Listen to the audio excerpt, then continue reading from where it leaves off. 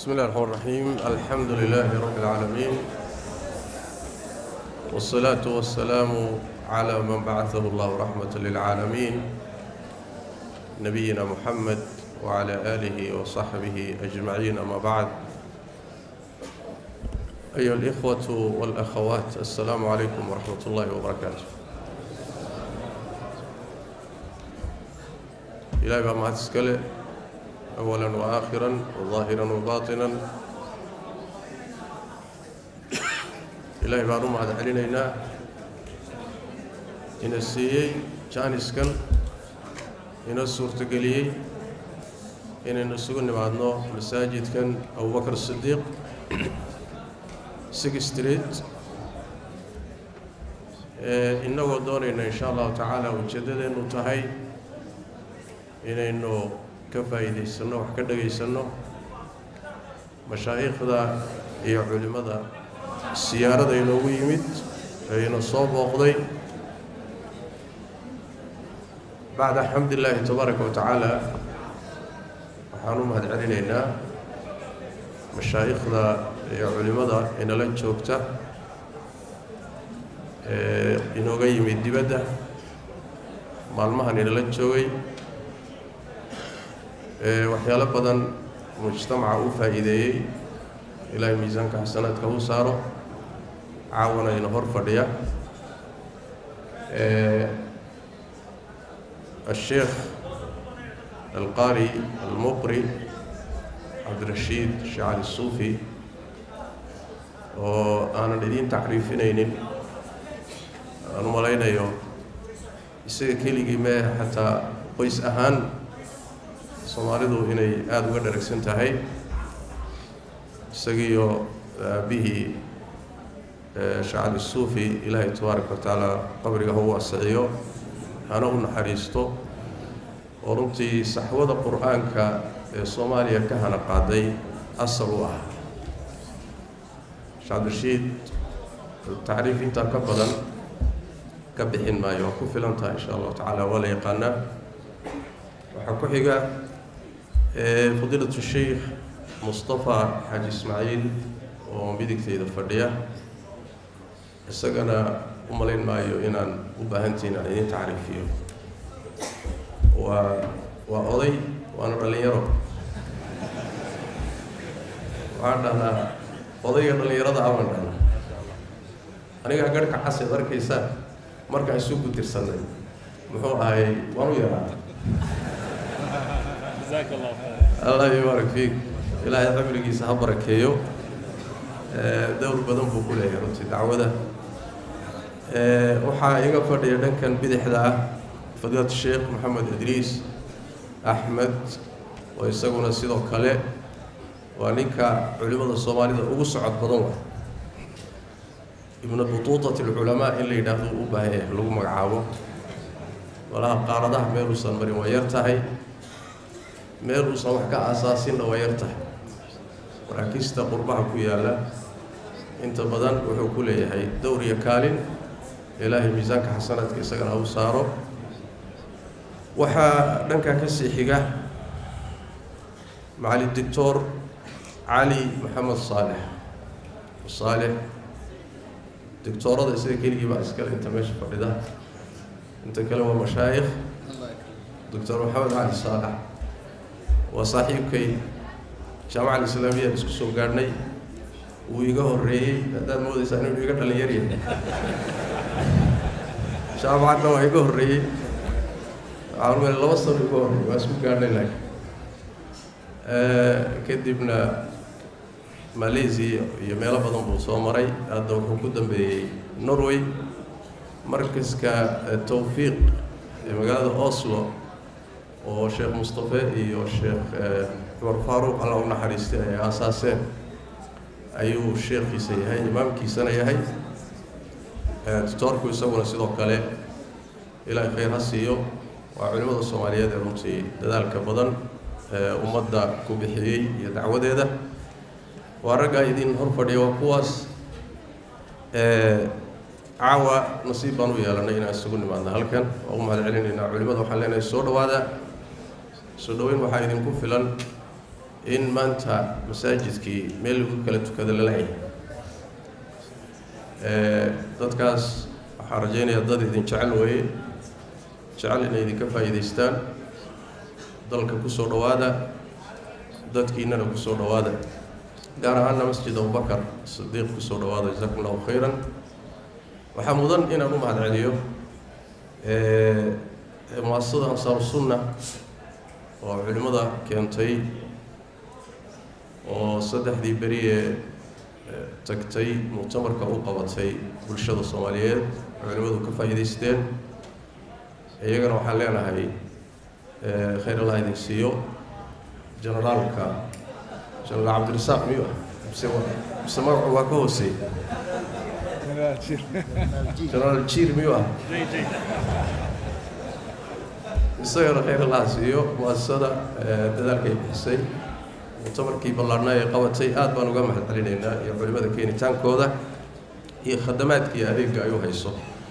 iyagana waa mahadsan yihiin jazakum allahu khayran annaga saddexdan beri waa idinka maqnayn oo muctamarku socday waxaan ku xaraysnayn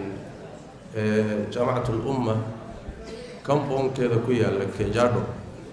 aniga Sheekh Shible iyo Dr. Aadan iyo waxaan ku jirnay muctamar lagaga hadlayay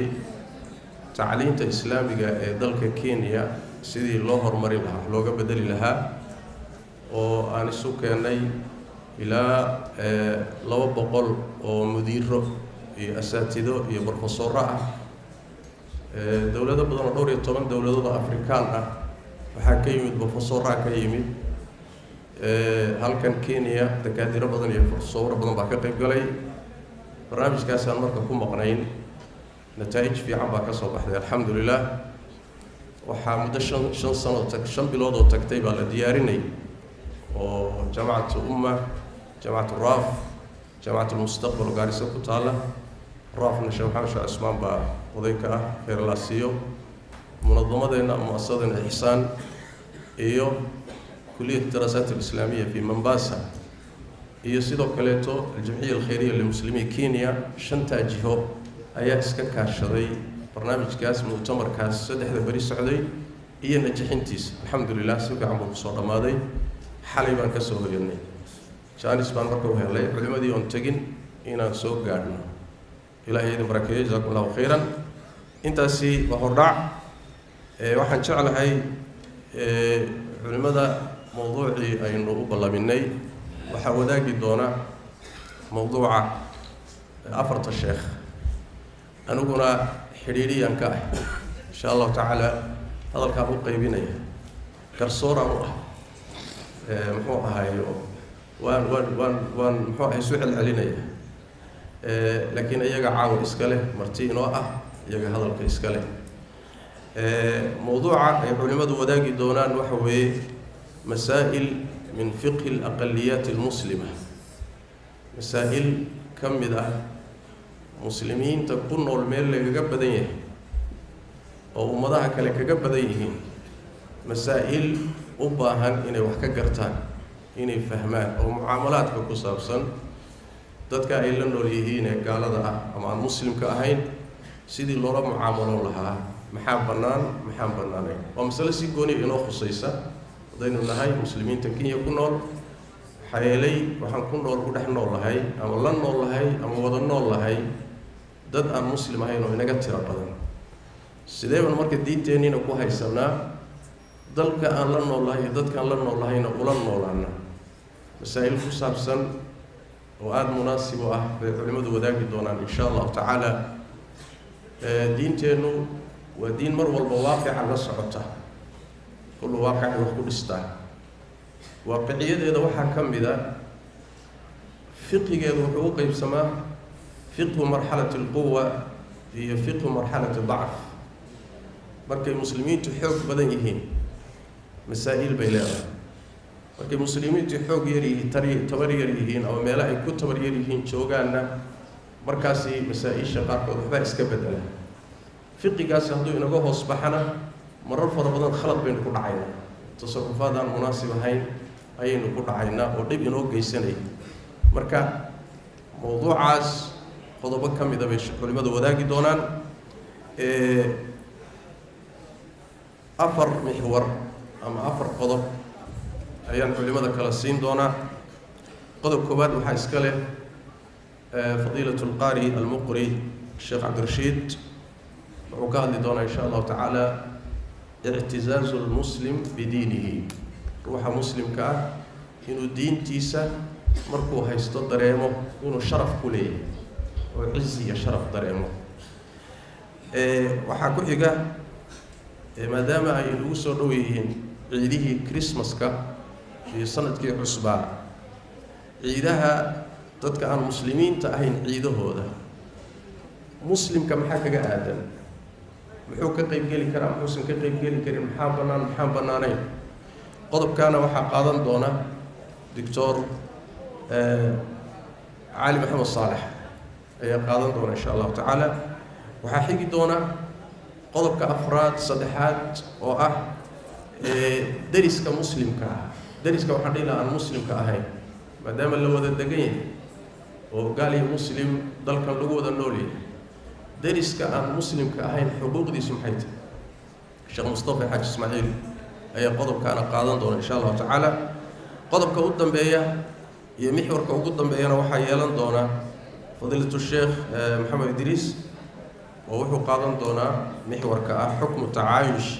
maca غير المسلمين في إطار المصالح المشتركة dadku hadday wada nool yihiin gaal iyo muslim waxaa jira masaalix ka shaqeysa ka dhaxaysa masaalixda ka dhaxaysa sidee bay isaga kaashan karaan mase bannaan tahay dad aan muslim ahayn intay maslaxa kaala dhaxayso inaad maslaxadaa iska kaashataan masaalix samaydi ka dhaxayn karaan sideedaba gaal iyo muslim masaalix ma ka dhaxayn karaan qodobkaana waxaa bislayn doona insha allahu tacaala sheekh maxamed idriis waxaan doonayaa inaan kusoo dhaweeyo marka qodobka ugu horeeya mixwarka ugu horeeya فضيلة الشيخ القاري المقري عبد الرشيد الشيخ علي الصوفي اعتزاز المسلم بدينه فليتفضل مشكورا مأجورا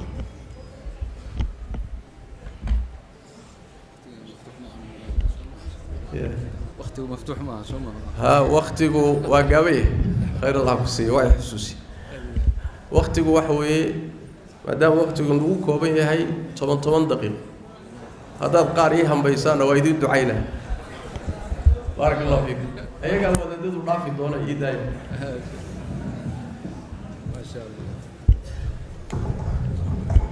بسم الله بسم الله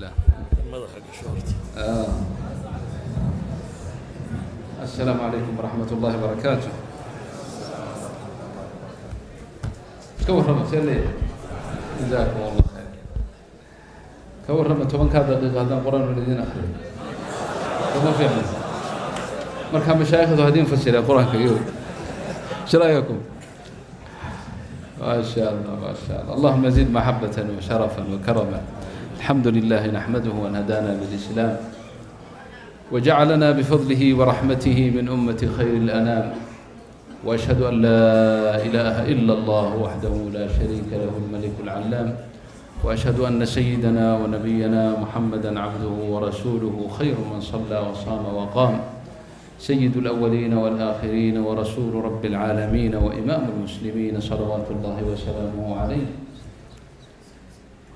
ورضي الله عن أصحاب رسول الله صلى الله عليه وسلم أجمعين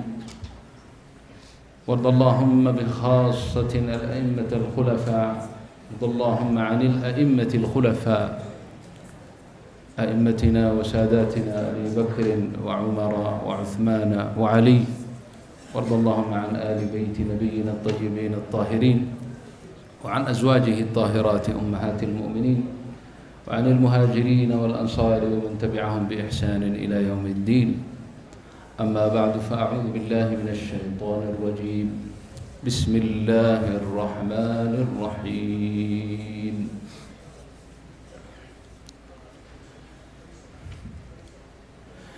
ومن أحسن قولا ممن دعا إلى الله وعمل صالحا وقال إنني من المسلمين وقال ربنا جل جلاله قل إن صلاتي ونسكي ومحياي ومماتي لله رب العالمين لا شريك له وبذلك أمرت وأنا أول المسلمين. وقال ربنا جل جلاله وعم نواله ولا إله غيره إنما أمرت أن أعبد رب هذه البلدة الذي حرمها وله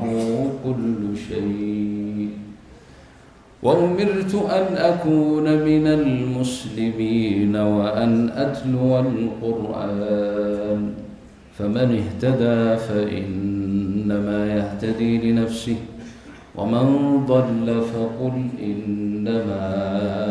أنا من المنذرين وقل الحمد لله سيريكم آياته فتعرفونها وما ربك بغافل عما تعملون. الله نوافع وقرآنك إلهي سبحانه وتعالى كلامك عظيمك. أخواني مركبوه رسالة من رفع حسنه كلانك ولا لهي بل أقول أبنائي أنت حتى أي موقتها كان وكل قدر يعني شباب في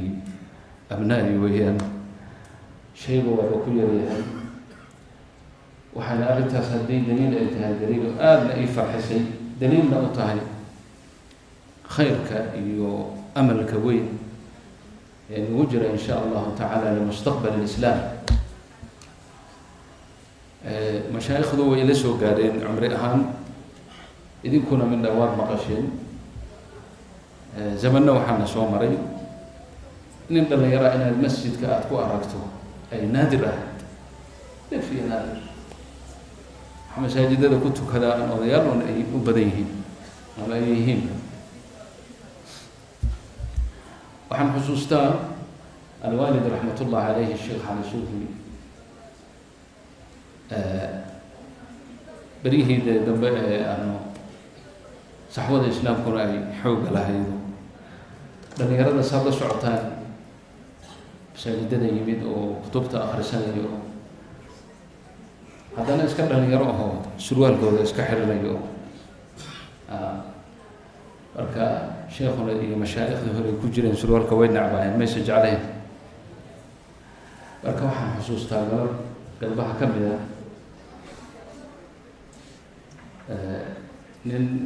نبغى منه لأن يروه سروال قبته ولكن شباب كذا يرضى في عنا أيها صفكي هوري ماشي يسوي كوبا جنيه بيسوي استعجال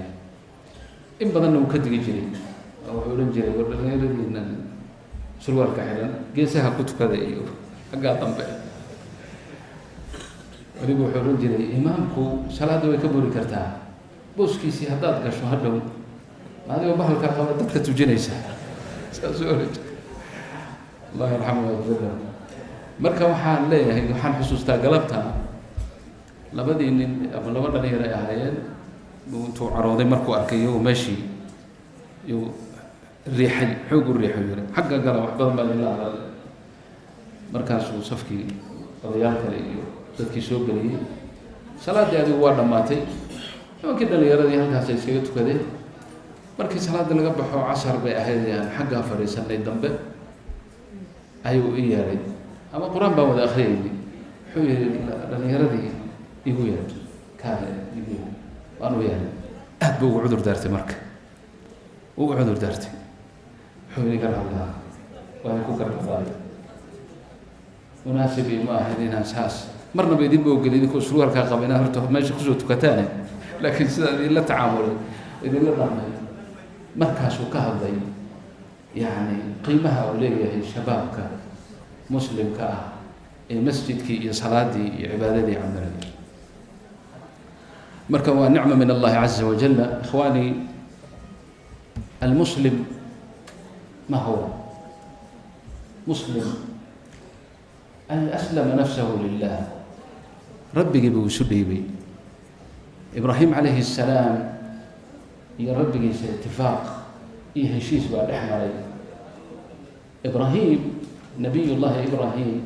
أبونا إبراهيم هو من سماكم مسلمين في أما إلهي وأكوت المامين وهي أبونا إبراهيم وكسفه عليه السلام إلهي وحكوية في سورة البقرة إذ قال له ربه أسلم قال أسلمت لرب العالمين. إسلام كإسلام الداسي وحكنا شيء وحى المقاشين ابتلاءها امتحانها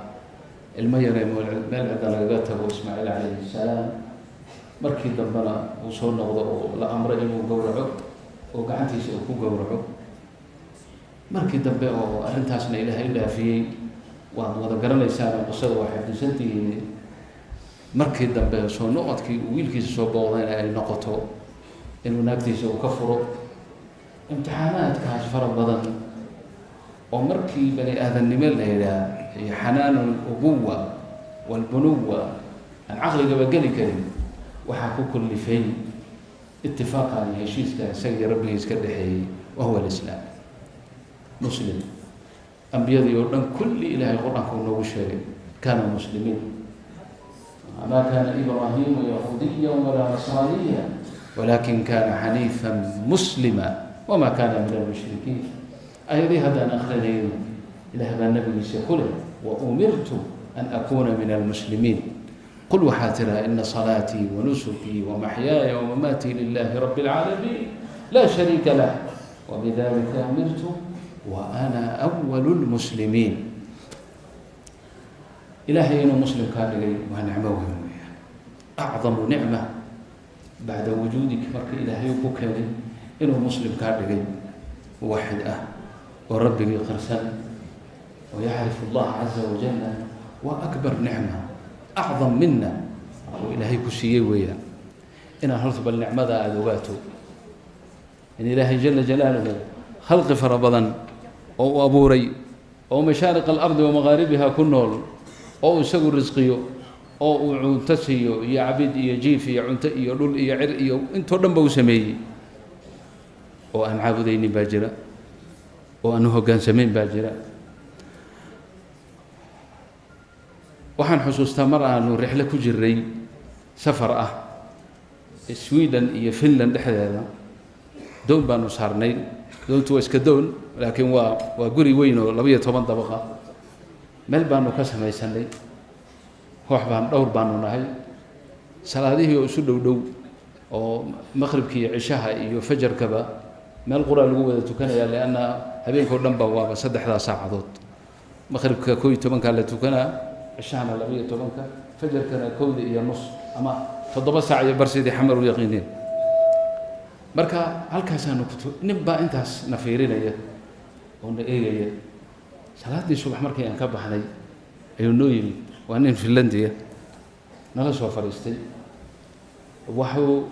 وداعي وي حنو يري ان ربي كان كو كفرنو وهو هذا الكيس كب الله باحترام هي تقدير وإذن قدرنا يا وإذن وينينا دينتنا والاحترام يا لكن أنا جو حيلة تهي بوير سيدا إلى تهي ما دام إنسانكو يهي كنش وشرف بدن أدونك إن إنسانكو ونن وحك سيكوين بمجري وسن أركين الأخضوع حايدينكو بني آدم وشرفتها له إذن كده إنا وجه قالوا لكم دكتان عد كلام marka ninkii mutarjimka waxaan ku yiri waxaad ku tiraa nagu wajiga waxaan u dhigaynaa rabbuna jalla jalaaluhu rabbigan muslimiin baan nahay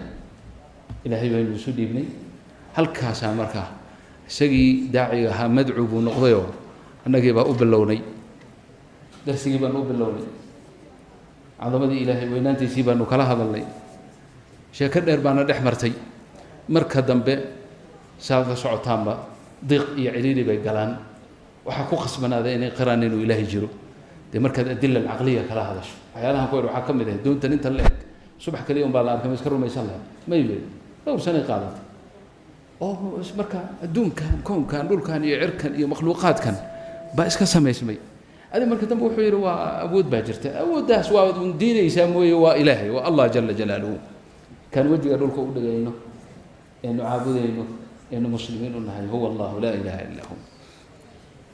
حكسوا قد بوحي محمد وعابدان وحن محمد معابد وما يسكو مدباتين وحن وحد كتر مترجمك ها أنا نبي محمد يسكو مدبان من حيث البشر وبشر anaguna bashar baan nahay shan indhood ma lahayn laba indhood buu lahaa laba lugood buu lahaa laba gacmuu lahaa ilaahay baaba ku yidhi qul inamaa ana basharun milukum oo marka wuxuuna dheeryahay baan idhi anaa kuu sheegayay adigu soo meel kama shaqaysid haa ma mudiir baa tahay mayuu yidhi adigii mudiirka ma simantihiin maya oo mudiirku ma shan indhood iyo afar lugood buu leeyahay maya waa mansibka waxaan ku yidhi marka ilaahay nebi moxamed sala allahu calayh wasalam mansibkaasuu siiyo khayru khalqillaahi buu ka dhigo ashrafu makhluuqaatillaahi buu ka dhigo risaaladuu noogu soo dhiibay laakiin nebi moxamed ma caabudno anagu sala allahu calayh wasalam adigu almuhim sheeko dheer bay ahayd ina hadda ila dhaafin waxaan leeyahay ikhwaani baaraka allahu fiikum mowduuca laga hadlayo waa mowduuc muhim jiddan muslimkaagan khaasatan inta hadda halka igu badan waa shabaab aan arko ee ii muuqata islaamkaaga ictizaaz u yeelo ku farax ogow wanaagaaga khayra dunya walaakhira inuu ilaahay islaamka ku dhexgeliyey islaamkan aad arkaysaan mashriq alardi wa maghaaribiha ku faafay iyo muslimiintan maanta rabbigood caabudayay ragga faafiyey ee mashriq alardi wa maghaaribiha gaarsiiyey awood kale oy lahaayeen ma jiro ضعف حالة الضعف بأهايين وددكاس أصحاب النبي رضي الله عنهم وكتل مامي إن أي الرذيهين أو أي مساكينهين أو أي اللهم إنهم عراة فاكسهم اللهم إنهم حفاة فانعلهم اللهم فاحملهم إلى آخره وحا أي شرفتا كوغارين دين تانا أي كفافيين واعتزازهم بالإسلام إسلام كقولك مشهور كأها عن سيدنا عمر رضي الله عنه نحن قوم أعزنا الله بالإسلام فإذا ابتغينا العزة في غير دينه أذلنا الله ولقات هذاك هذا هكذا واخذه قلبي أنا هكو جرته ميلان إسلام كي دين هذا أنا هين هداد عزة يا شرف يا وناق يا نلول وناقسن كضيضو وتكون قوميسا الله يوفقنا وإياكم لما يحب ويرضى وجزاكم الله خيرا والسلام عليكم ورحمة الله وبركاته.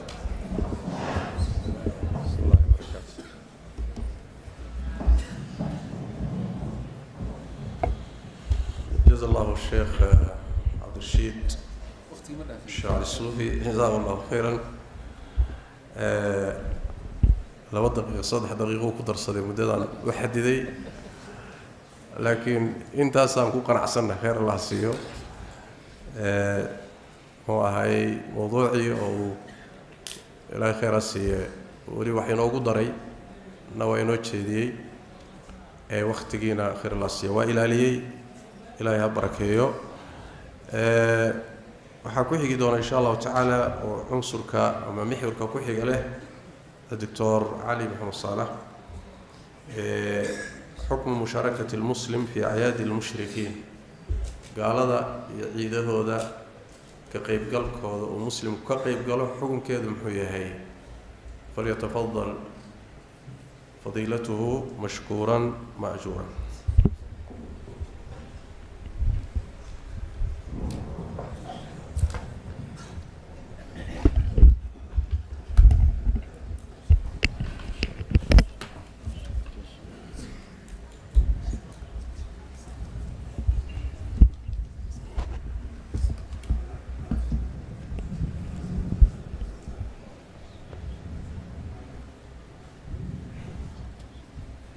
بسم الله الحمد لله والصلاة والسلام على رسول الله سيدنا محمد عليه أفضل الصلاة وأزكى التسليم. أما بعد فضيلة الشيخ أمل ومع سيد سودوينتي ساه وجود النير كأه إنك الصوت ويري هذانا رفعان حكا قالنا أرنت الدأذة بس أصلا نقندون إن شاء الله. أنت أين قد أدعين مسألة أي حكم كذا عنقنا هي قفك مسلم كأه وحا مبدأ قوله جل وعلا ولن ترضى عنك اليهود ولا النصارى حتى تتبع ملتهم دقنين بهالكعتار إنا للراعين ضمنا وآيات آخر كذا أنا قلت المامي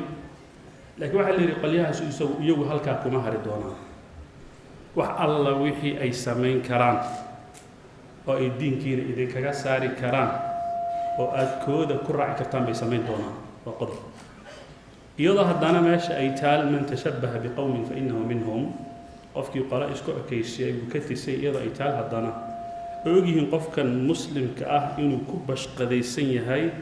aayadan digniinta culus wadata iyo xadiidkan sidan u kulul iyaga og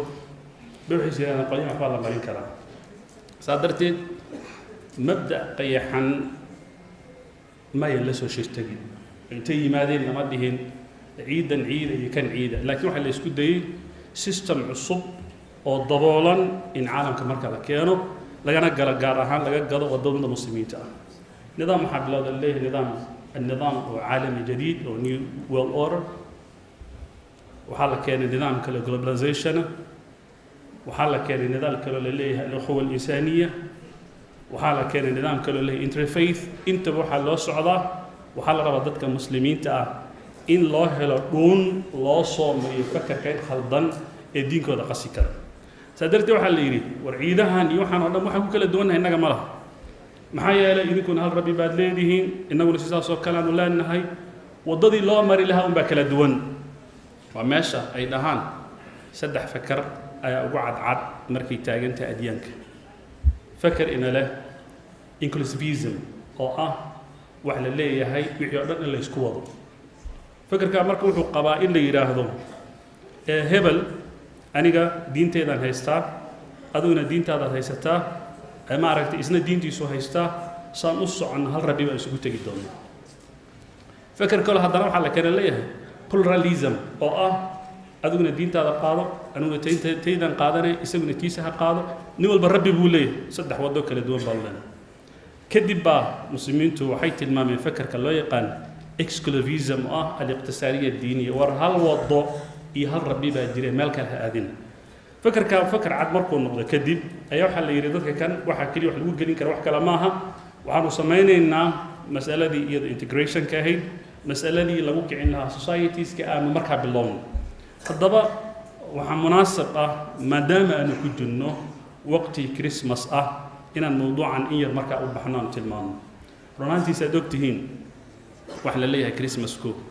يو أكتود أثر كملا maxay la isla dadka waxa kan u dabaaldegay ee la imanaya iyaga kala duwan hadii nimanka westranka ay aaminsan yihiin 25 December habeenka ay soo galisay subaxeeda ila dabaaldegayo waxay aaminsan yihiin qolyaha Eastern Church-ga kaniisadaha sharqiga iyo waxay aaminsan yihiin inay tahay 6 January bal waxay aaminsan yihiin soddonka bisha December axada ugu dhow ayaa marka laga bilaabaya ilaa marka laga 6 qolyaha aqbaada ee Masar iyaguna degana waxay aaminsan yihiin marka la gaaray 29 keeg marka lagu magacaabo waa bisha afraad ee kalendarkooda waa asalka cijriga laga soo qaatay walidaalika meel lagu soo hagaaga marka mala fakarkan marka asal ahaan wuxuu jiray wathaniyiinta ay qiineen nimanka wathaniyiinta oo waxa la caabudi jiray lagu magacaabo god of light ilaaha iftiinka iyo waxa jiray ilaaha alxasaad ay dhahan harvesting tiiba la soo qaaday innaga marka la noo keenay waxa la yiri waxa meesha 25 December bay ku bagnay in waqtiga halka lagu xadeeyana waxay ka timid markii la yiri nabi ilaahi aadam alayhi salaam iyo xawa waqtiga jannada laga soo bixiyay ba waqtiga ku beegnayd bay dhahay wala soo waday fakarka waxa la yiri si marka uu shaac u helo laba arrimood laba shay oo ramsi ah loo sameeyo shayga koowaad waxa la yiri horta geed baa la sameeyay shayga labaad waxa la sameeyay oday TV-yada oo ku aragtay soo dhar guduudan wata oo garcad leh oo dadka laga gadayo geedan asal ahaan wathaniyiinta iyagu caabudi jiray oo waxay leeyihiin waa shajaradii xaggaas waqtigii nabi ilaahi aadam waa la soo qaaday shajarada marka waxay sameyn jireen intay guriga dhigtaan bay waxay dhihi jireen nasiib baa la soo geli doona sida inaga biyaha ma aragtay biyaha badda guryaha u dhigan oo isha isaga celin jirnay say dhihi jireen tiib mid lamida marka sameeyeen way soo gudubtaa haddana waxaa la keenay odaygan Santa Claus amaba Nicholas ama Father of Christmas adigu magaca doonta sida Wikipedia ninka odaygaas la keen odayga marka khuraafa ana jiray waxa ajiiba mar 1986 shabaka telefisyooniya Ameerikiya mar istiftaa ay dadka weydiisay ay boqolkiiba 90 waxay qireen inay aaminsan odayga inuu jiro odayga marka waxa leeyahay waa oday ma aragtay hadda sida ay tilmaamay waxay leeyahay North Pole ku degay Norway ku degay xaggaas meelaha ka dib odayga habeenka dadka markay hurdaan ayuu guriga u soo dhacaa isaga islaantiisa masnac bay leeyihiin halkaas ay degan yihiin guriga ma aragtay meeshiisa sare halka qiiqa uu ka baxo ay ku soo dhacaa habeenka dadka hurdu ciyaalkooda u keenay nanacaas buu siiyay candles kadibna uu laabtaa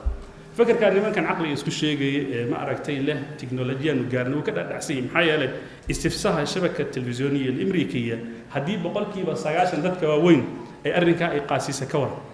ولذلك نورث بورك وحال لوجي ماذا وحيابا عجائبة لوجي ماذا وبمعنى كم خرافات فرض إنك حتى صومالي وحنا قاعد أحسن إحنا مسنا إن صومالي وحصل أحمران نورث بورك وعرف كوقوي إن جنك الدنيا ماشي كحرين كدمنا هلك على صوت دره وصوت بوفيس كنا نقول بدني هاي وضد ولا نقول بدنيهين ومساجد كانوا كذا نقول بدني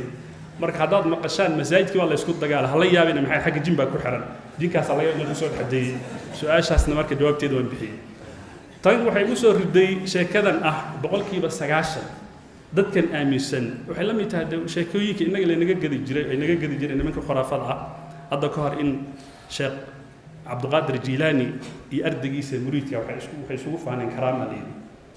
عيري واي هاي سيك لبدنا كان هو كرامة بدل الأوجادو بل وحن عيالنا كدمي يقان وأنوجه رجال بدنا يقان هجري كدمي نيك مريتي بعضونتي وحو قال جيت هوستيس والأركي كده عبد القادر الجيلاني كرامة يسير GPS بهذا أنا ملاينيا عيرورا وكون جيدا صباح ولا سقط عبد القادر وحير أنا قد مركيه كدمي كدمت أنا عبد المنظر لا صعب بق شيء هو بودي إيش كركي إذا ما عرفت ماشى صوف ولا بعدين مريد كي وحو وريجو وملكس وكد عمرك ويحرم يا مولاي وان كواي صدق بير إيش فتق سيري بير بمعنى عقيدة أساس وكلاء يتن ضد كان إنك جدي واسكميت وحياها توا مراحل بوصام مري كريسماس كو ليسكود ده ضد كان مركا أديك هذا الله ويق هذا ضد كمسلمين مشروع عسوك كقدم مشروع وثانية وبلوفيستيا وبحثية وعيادة القصة ليس تامرك وحكى صورة تمكو إن وضعنا المسلمين تهدى جيت وقول عكت بدن لقوا مجا بشجرة كريسماس لقوا مجا عامة وماشي وضمنا أن المسلمين قارك من على جهة ماشي وقول بدن هبينك يركو يدائر تهبينك يسوي جيدا ماشي صار على جهة ولذلك أسئلة ده وقول بدن من حنون كدتك كل سواها كمدي وحنون بدن أسئلة ده وكلاء شركات بنك الشقية ما دام شركات دعاوى أي حفلات قبصان يسوي حفلات دون أي حفلات كوب كريسماس مآدي كرا هدي أنا الخمرة أنا نعبينين لكن أنا إسكفت يوم مرهاس يوحى ما شاء الله كاني فروتس كاس معوني كرا وعقلوا هذي كاجد ضرن هضنا بيشان وحيد بحيان ذاتك وضمضة جوجو حلا سيا قفكي ورقة سوقرت ورقة بسوقر أنا يسمح الله هذا مساعدة مباهنة والوصل دريه صومالي إلهي أمر كيس يعني بمعنى نيو الحكومة يدير الشيخ ملك هذا كرا هدي لقات محاك جبل يعني وحكي كم يتهاي قفك مؤمن كإنه جارهار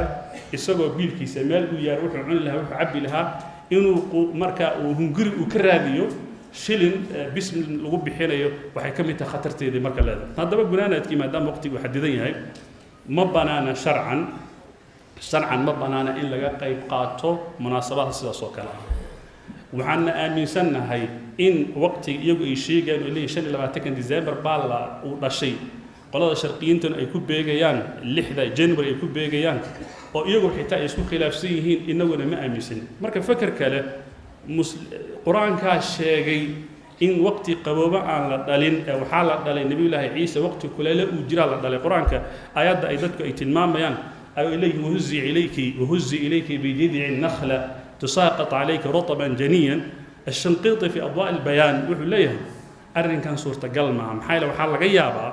إن هيد مركي لو هزي إليك بجذع النخلة إن نوعا ما كرامة لولا جيدي يعني بمعنى كرامة سيدة واديقا تحتك سرينيا لو يرنا أي كرامة وهي سيدة النبي الله عيسى ولي دبطل وهي وهلا أي كرامة وهي لا يصدح الحالات الوجيدة وحال الله قلت ما أركتي إن وقري عين إن لولا جيدة إن قل إيش يكون قبوسة وحكى لولا مجيد بالدليل بمعنى محيا عليه كلما دخل عليها زكريا المحراب وجد عندها رزقا قال يا مريم أنى لك هذا قالت هو من عند الله إن الله يرزق من يشاء بغير حساب محيا وحي لي المفسرين فواكه ذا صوب على بيش وقت سيف كأهنا وحي هلي جرتي ما عرفت وقت والبال هلي جري شتيه وبمعنى قبوبها وقت قبوبها نوحل يعني بمعنى طاوح مجلس كرامة قارو ولذلك الراجح وحوق بدن بيليه مركي يسو دران ليريان بحوث ولذلك قفك الربا فاهم encyclopedia britannica oo radinaysa iyo injiilkoodii Luuqa iyo Matthew labada injiil oo ama lagu magacaabo Luuqa iyo Matthew ama Luuqa iyo Matthew oo labada injiil ugu afkoolo waxay leeyihiin waxaan ay dadkanu isku aadinayaan sax ma bidaliil waxa la soo qaatay nas ku qoran luuqa ee isxaaxa labaad laga bilaabo 8 9 10 11 ilaa laga gaaro waxa ku qoran oo leeyihiin iyadoo raacigi meesha uu joogo ariga uu raacanayo taa marka waxaan ka qaadananaa bay dhahaan haddii qowsaar oo marka arigiisi meel ku foofsado oo uu daajisanayo meesha uu geeyo yani macna meeshaas cagaar baa ka jira doog baa ka jira naq baa ka jira saa darteed waxay leeyihiin waqtigaas ugu beegeen waxaase raajixisay culimmadu ay tilmaamayaan ama inay noqoto August ama inay September noqoto qolyaha la January 6 inaysan sax ahayn qolyaha la December 22 inay sax ahayn mar haddii wuxuuna aanay sax ahayn maxaa marka noo geey waxaan leenahay marka nabi ilaahi ciise inagu nagu weyn yahay waa rasuulullah wa rasuul ilaahi uu soo diray alayhi salaam la nufarriqu bayna ahadin min rusulihi yani macna in aan taasirta aaminno way laakiin waxaan leenahay waxa kan in loo dabaal dagaayay nabiga sallallahu alayhi wasallam tiisuuba diiday tan kale maxaad u malaynaysaa isaga biiri la tadruni kama atarat an-nasara ciisa ibn maryam isaga biiri mid kale maxaa noo geey halka markii aan fahamno hadda ka hor markii ay bilaabatay nabi maxamed in wax laga sheegay karakterka Yurub meelaha aanu joogno iyo aad ay Denmark iyo meelaha aragteen nabiga sallallahu alayhi laga sheegay nin Soomaaliya oo darsiga fadhiyay aad u qiirooday wuxuu sheekh hadii la galay nabigeen ka waran haddaan ciise ku bilowna buuyi annaga aan geeska gelinay nin ragu ah wuxuu rabay inuu iska celiyo laakiin nabi ciise alayhi salaam illa iska celiyo ma halka markii kelimadan ku soo gabagabeynaya barakallahu fiik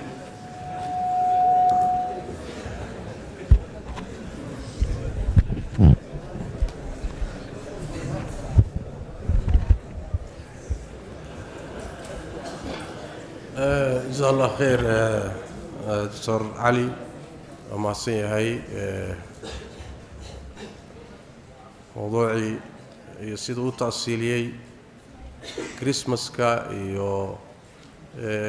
كوا الرميسان لفتوضو إنسان اسكو مبدأ كالرميسنين اسكو وقتنا كالرميسنين مركادي كوي وكي يمد باين إسلام وقولي annaga xaggeen joognaa waa bal marka hore maxay dhigi jireen ceel joog markay heshiiso maxay dhigi jireen maxay dhigi arigu cabaamaya xooluhu cabaan marka bal horta iyagu waa soo heshiiyeen marka kadib annaga ka hadlo Christmas-ka maxaan ka qabnaa ma wadaagi karnaa iyagu ha isla soo meel dhigeen way warka doctor marka iyagii baan isla meel dhigin shariicadeennuna quraan iyo sunnaba waa cadaysay ummadda muslimka ah dhaqan madax bannaan bay leeyihiin caqiido madax bannaan bay leeyihiin caadaad madax bannaan bay leeyihiin ummado kale inay wax ka raadiyaan oo ka jafjaftaan uma baahna dhaqamo kale inay urursadaan uma baahna waa ka kaaftoonaa diinteennu ay dhammaystiran tahay hadda nabigeennu sallallahu alayhi wasallam waa kii bedelay ciidihii jaahiliga ahaa kama fi sunan madiina markuu tagay laba maalmood ee ciidaan bay lahaan jireen Soomaa jaahiliyadii islaamka hor nabigu waa ka bedelay sallallahu alayhi wasallam wuxuu ugu bedelay labada ciidood ee rasmiga ah ee adha iyo fitriga marka ciido ay bulshadu lahaan jirtay in laga bedelo laba islaamiyana loogu bedelo maxay tilmaamaysaa masalada ciiduhu inay tawqiifi tahay oo intii shariicadu inoo jidaysay wax ka siyaasan aan lagu dari karin allah idin barakeeyo qodobka xiga waxa iskale uu ku soo dhaweynayaa fadilatu sheekh Mustafa Haji Ismaaciil waa dariska aan muslimka ahayn muxuu xuquuq leeyahay dariska muslimka ah garanay laakiin sideedaba dad aan muslimayn dad daris la tahay horta xuquuq ma kugu leeyahay haday kugu leeyihiin xuquuqdaasi maxay tahay falyatafadal mashkuuran maajuuran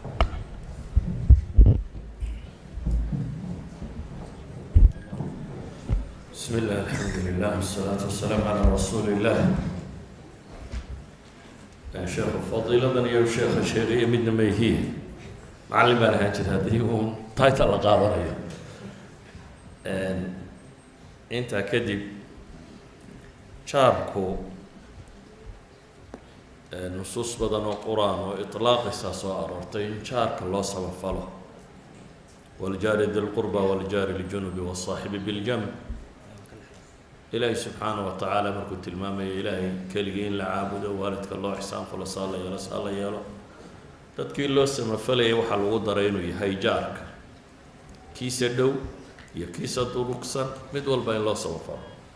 marka ama shaqada jaar ha kugula noqdo ama guriga jaar ha kugula noqdo meeshuu doono jaar ha kugula noqdee jaarka in loo dadaalo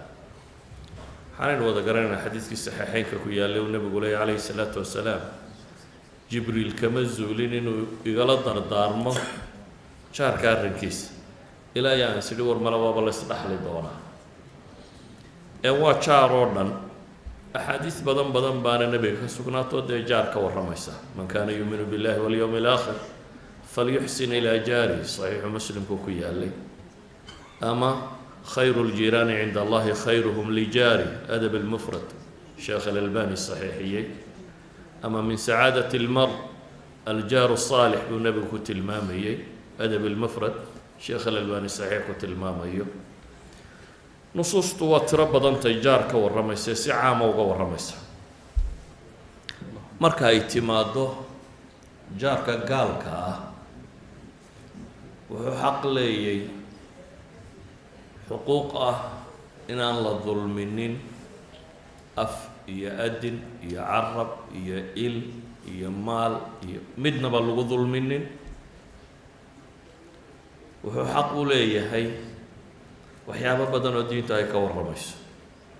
maadaama waktigu uu yaryahay waxaan tilmaami doonaa xusnul jaarka ama jaar wanaagsanida waxaa ka mida kow waxa ugu weyn aada hayso aada diin inaad gaadhsiiso oo dee yahuuddii lala dagaalamayay markaa dagaalku uu socday buu nebigu wuxuu ku yidhi dagaalkii khaybar markuu cali ciidamada madax uga dhigay lan yahdiya allahu bika rajula waaxida hal qof dadku nebigu kala dardaarmaya waa yahuudi muxaarab ah yahuudi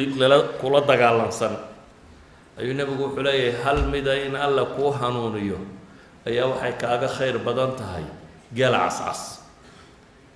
dee yahuudiga kula jaarka aan kula dagaalamayn xaalkiisu markaa muxuu noqonaya haddii yahuudigii dagaalamaya caynkaa la leeyahay kaan jaarkaaga ah xaalkiisu muxuu noqonayaa waxaan leenahay asliyan qofka muslimka ahi waa qofkaasi khayrka qaybinaya waxuu jaarku aada u samayn kartaa inaad sadaqa siiso hadduu faqiiriyi maaha zakadii zakada muslimku unbaa la siiyaa laakiin sadaqada mutlaqa ah waa la siin karaa oo ilahi waa ka qur-aan ku tilmaamaya wayuطcimuuna aطacaama calaa xubihi miskiina wayatiima waasiira dadkii wanaagsanaa markii la tilmaamayay waxaa la yidhi cunay siiyaana way quudiyaan yaa la quudinayaa iyagoo cunada weliba jecel waxaan aada uga go-in isagoo ah ay waxay siinayaan baa la yidhi wayuطcimuuna aطacaama calaa xubihi miskiin iyo yatiim iyo asiir baa la yidhi asiirka ay aada u ka warramaysaa waa maxay waa gaal muxaarib oo lasoo qabtay ma aha asiir muslim oo meel sii joogay ma jiro oo nebigu calayhi salaatu wasalaam sidan dee iminka dadka inta la qabto xabsiga la dhigo xabsigu dadka ku xidhi jiray ma jiro asiirka laga warramaya waxa weeyaan gaal dagaal la yskaga hor yimi oo dabeetana laga itaal batay oo la qabtay haddii gaal muxaarib oo asiir noqday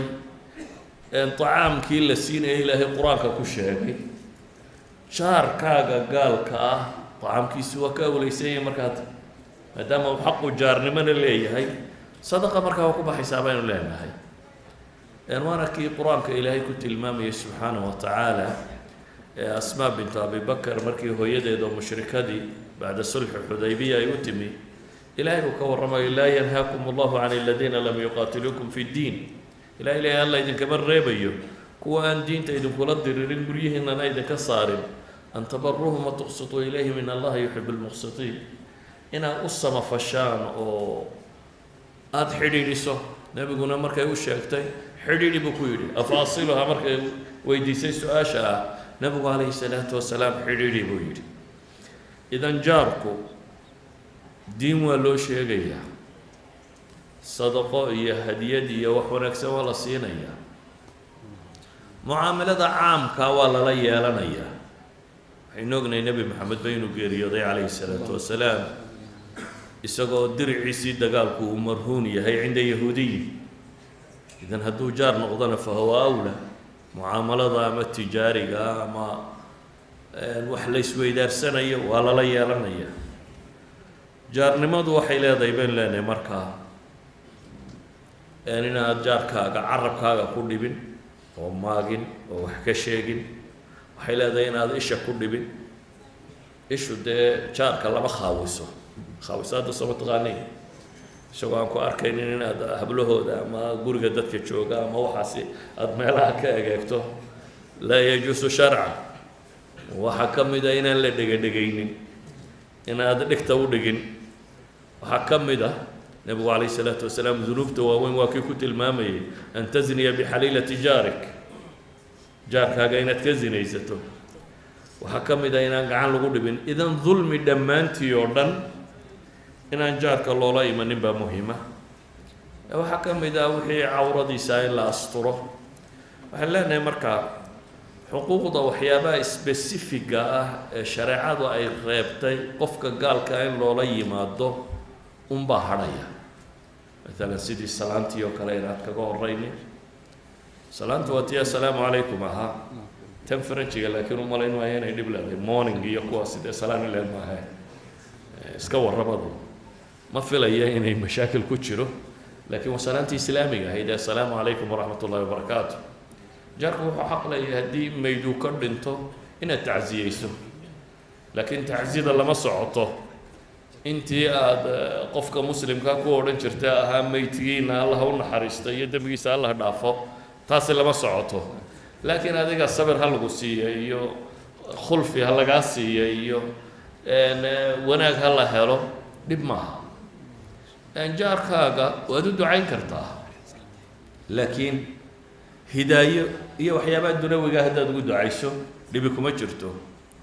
oo nabigu calayhi salaatu wasalaam abu hurayre hooyadii dee oo mushrikada waa kii u ducaynaya laa ilaahu hanuuni. ama reer dows oo dhanba markay diinta soo geli waayeen qabiiladaasi ee loo yimee la yidhi nimankaas waa niman dhib badane waxaanu rabnaa in aada habaarto. nabigu calayhi salaatu wasalaam ma habaarine allahuma hdi dowsan waatinii bihim buu yidhi, ilaahow reer dows hanuuni oo ii keen. markaa waxaan leenahay dacwo aada faafisana cidda ugu xaq mudan leh ee waa jaarka iyo dadka kan. booyasadiina diinta ma u sheegtaan idinku mise waa ku shaqaysataan? booysada waxaa la ydhahaa tan gurigeeda ka shaqaysa maxaa tidhahdaa? antig. okay, antig waa af sawaaxili miya? kelmad cusub aan bartay. sawaaxiliga dhowr eray baan aqaanaa iminka. okay, antigaasi miyaa adeegsataa mise wax kale u sheegtaa? ya waxay ahayd inaad diin u sheegtaan, adeeg qura maaha. nebigu calayhi salaatu wasalaam ilmihii yaraayee yahuudiga hayee u shaqaynayay muxuu ka yeelay markii la yidhi wuu xanuunsanaya? inuu u tago oo diin uu u sheego oo aabihii yidhaahdo aطic abalqaasim ow dabeetana islaamnimo ku dhinto oo uu nebigu ilaahay ku mahadiyo inuu ilaahay kaa naar ka badbaadiyey. idan waxaan kusoo koobaya maadaama waktiga wadaadku xadiday yar yahay, nusuusta caamka ah ee jaar ka warramayso o dhan waxyaabaha yar ee nusuusta sharciga reebtay mooyaane jaarku uu soo gelaya, sawaan kaana kaafiran aw musliman, midku doonaba ha ahaadee. xuquuqdaasi dheeraadka ee gaalka kaa fogna aanu lahaynna wuu kugu leeyahay ee ah xusnuljawaar dhammaantii. waxaan ku gebagabaynayaa waxaad safiir ka tahay dadka muslimiinta ah. dadku qalbigaaga waxa ku jira ma oga, laakiin dhaqankaaga ama ku islaamayaan ama ku didayaan. dadka saad ula dhaqanto ayama islaamnimada ku soo jiidaysa ama didinaysa. idan jaarkaaga haddii aanad dhibin, nabigu calayhi salaatu wasalaam wuxuu yihi jannada ma galo qofka aanu ka nabadgelin jaarkiisu bawaa'iqdiisa. xadiidkii muslim, qofka aan wallahi laa yu'min wallahi laa yu'min, xadiidkii kale bukhaari. waa kee bay yidhaahdeen ilaahay rasuulkiisii oo kaasi jabiye? waa ka aanu jaarkiisu dhibtiisa ka nabadgelin buu yidhi. idan waxaan leenahay jaarku ama gaalahaada ama muslim ha ahaadee dhibtaada horta waynu ka nabadgalaa. oo dulmu nnaas ma bannaana. khaaliq innaasa bikhuluqin xasana halkan baynoo taallaa. hadduu jaarnimo markaa helayna xuquuqdii jaarnimada ee dheeraadka ahaa ee uu samafalka ahaa buu leeyahay waqtigiina malaa 30 sekond maan dhaafay halkaa ku joojiyo asalaamu calaykum waraxmatullah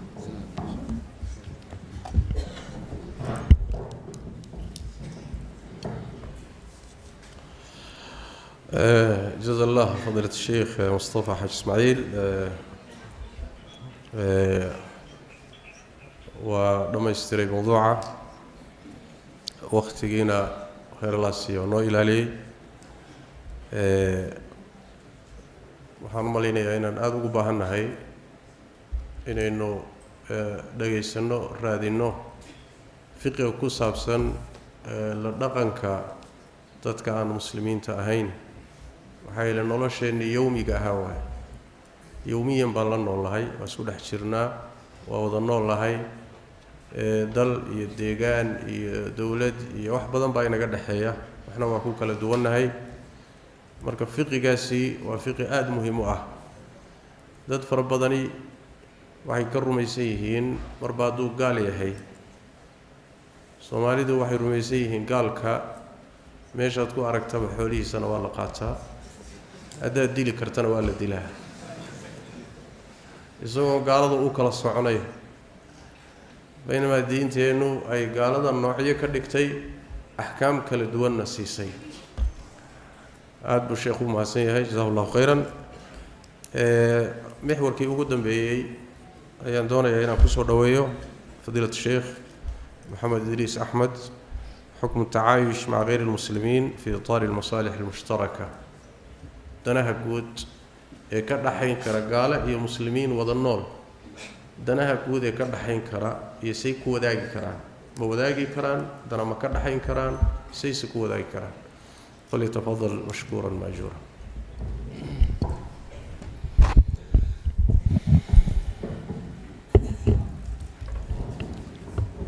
الحمد لله رب العالمين وصلى الله وسلم وبارك على نبينا محمد وعلى آله وصحبه أجمعين سبحانك لا علم لنا إلا ما علمتنا إنك أنت العليم الحكيم اللهم علمنا ما ينفعنا وانفعنا بما علمتنا وزدنا علما وهدى أما بعد wada noolaanshaha weeye tacaayushku say wada noolaan karaan masaalixda guud oo ka dhaxaysa dad muslimiin ah iyo dad gaalo ah marka u horeysa marka tacaayush la yidhaahdo kelimada carabiga ama af soomaaliya la soomaaliyeeyo oo la yidhaahdo wada noolaansho in la wada noolaado baa diintu qabtaa dadka qaar baa xoogaa macno qalada geliyey oo saska qaba oo macnaha u qaatay marka laga hadlaayo wada noolaanshaha iyo nabadgelyo wada noolaanshaha iyo wax kala bedelashada in macnaheedu yahay qofku intaanu hadalkaba soo qaadin inuu diintiisii ama caqiidadiisii uu ka tanaasulayo ama qayb ka mid ah uu maaragtay baylahinayo oo uu ka tegayo macnuhu saas ma aha macno islaamiya masaalix ay wadaagaan dadka bani aadamka guud ahaan ilaahay subxaanahu wa tacaala asalkoodu waaxid ka yahay qur-aanka kariimka ahna way ku caddahay oo ay wadaagaan baa jira qur-aanka kariimka ah mid walbana gaar buu u tawjiihiyaa sunnaduna waa sidaas oo kale bilmithaal haddaan idiin tilmaamo qur-aan kariimka waxaad wax badan ku arkaysaan ilaahay subxaanahu wa tacaala marka uu hadalka u jeedinayo dadka iyo axkaamta ama waanooyinka laba khitaab oo ah yaa ayuha aladiina aamanuu iyo yaa ayuha nnaasu yaa ayuha aladiina aamanuu hadalku yuu ku socdaa kuwa ilaahay rumeeyey ee iimaanka laga helay yaa ayuha nnaasu marka la yidhaahdana dhammaan ilmo aadan oo dhan buu ku socdaa gaal iyo muslim sidaas oo kale waxaad arkaysaa qul lilmu'miniina ya oo macnaheedu yahay mu'miniinta xukunkaa saas iyo sidaas oo sheeg ama waxaad arkaysaa quluu linnaasi maxay tahay waa caam masalan quluu linnaasi xusnan ya hadal wanaagsan dhaha dadka ya marka taas waa qodobka labaad macaamilka muslimiinta iyo gaalada laba nooc buu noqdaa mar waxa weeye meel muslimiintu ay ku badan yihiin gaaladu ku yar yihiin oo gaaladu iyagu la nool yihiin muslimiinta axkaam bay leedahay mar waxa weeye muslimiinta ayaa yar oo waa meesha hadda halku dhega yani muxaadaradu ay ahayd ama nadwadu oo ah alaqaliyaat baa leeyahay almuslim axkaam gaar ay leedahay iyaduna waxaa ka badan gaaladii waxaa yar muslimiintii oo ku dhex nool gaalada mid walbaba xukunkeedu leeyahay mararka qaarkood waxaa dhaca dagaal muslimiinta iyo gaalada dhexdooda ah axkaam buu leeyahay marna nabadgelyo axkaam gaar ah bay leedahay kutubta fiqigu ay tafsiilisay ma aha sida aniga doono ma aha gaalka laftigiisa muslimiinta la nool ama ay wada nool yihiin isaga laftigiisu isku heer ma aha axkaam kala duwan buu leeyahay mar waa xarbi waa dagaal kaala dhexeeyo oo meedaanka aad dhufayska isugu jirtaan oo meedaan ku dagaalamaysaan oo ila aragta idinka dhexayso mar waa mustaamin waa mid adiga ku magan galay mar waa mucaahid waa mid cahdi iyo ballan iyo idinkula jira ya mar waa dhimmi waa mid muslimiinta ku hoos nool xukunkooda ku hoos nool oo yani maaragtay axkaam mucayana leh marka isaga laftigiisu sida hadduu sheekhu sheegaya axkaam mucayana oo badan buu leeyahay taasna in la ogaado waay oo halkan laguma tafsiilin karo waxaan rabaa si guud ahaaneed marka inaanan meelaha sare idinku wareejinay saddex maslaxo baa nagala dhexaysa gaaladaan la noolnahay saddex maslaxo waaweyn ayaa naga dhexaysa tusaalena waan soo qaadi oo waxaan ka soo qaadi Kenya oo aan hadda ku noolnahay si aanan hawadaas isagaga hadleen su'aalo meedaan ayaan ku imaan saddexda maslaxo midi waxa weeye waa dacwada adigu muslim haddaad tahayba daaci baa tahay ama sheekh ahaw ama sheekh ahaan macallin ahaw macallin ahaan xaafid qur'aan ahaw ha xafidsanaanin sidaadaba daaci baa tahay waxay kaala dhexaysaa maslaxo qofka aad dacwadii u jeedinayso oo aan isagu muslimka ahayn ama muslimka ah oo aad wax u kabayso ama aan muslimka ahaynoo la rabo inaad hanuunka gaarsiiso oo aad diinta kusoo hagaajiso idan maslaxa kaala dhexaysa dan baa kaala dhexaysa waana la nooshahay nabiyullaahi nuux daacigii u da'weynaa meeqa sanuu dacwada waday 1,000 sano oo dhiman ilaa 50 caaman soo maahayn sida qur-aanku inoo sheegay xaggee buu ku noolaa ilaan wamaa aamana macahu ilaa qaliil dad yar baa rumeeyey isaga markii 1,000 sano uu shaqaynayay xagguu ku noolaa ma tuulo gaar ah oo ka go'an mase jasiirad gaar ah oo ka go'an mase keligiis meel uu isagu wax ku beerto oo ku tijaaraysto oo cuntada ku samaysto oo wax kale aanu ku lahayn buu ku noolaa oo go'an mase ummaddan laftigeedu ku dhex noolaa ummaddaanu ku dhex noolaa rabbi innii dacawtu qowmii leylan wa nahaaran falam yazidhum ducaa'ii ilaa firaaran kow dacwa inagala dhexaysa gaalada maslaxada labaadna waa nabadgelyada inaad laftigaaga si aad dacwadu u hayso nabadgelyadu waa maslaxa idinka dhaxaysa meesha aad ku wada nooshihiin in nabadgelyada la ilaaliyo midda saddexaad waa maciishada waxbaad kala bedelanaysaan waxbaad kala iibsanaysaan waa wada nooshiin daris baatiin sida hadda masalan sheekhu noo sheegay gurigaaga caawa markaas xato dariskaaga weeye isagii waa ama waa gaal ama waa muslim marka maciishadan iyo wada shaqaysigan wuu kuu shaqeeyaa waad u shaqaysaa ujra kada qaadataan mar adaa laga ijaaranaya mar isaga ka ijaaranaya mar adaa ka ijaaranaya mucaamil iyo maciishad iyo wada noolaansho iyo shaqo na waa idinka dhaxaysa waa maslaxa mushtaraka waay maslaxa mushtaraka oo idinka dhaxaysa saddexdaa maslaxona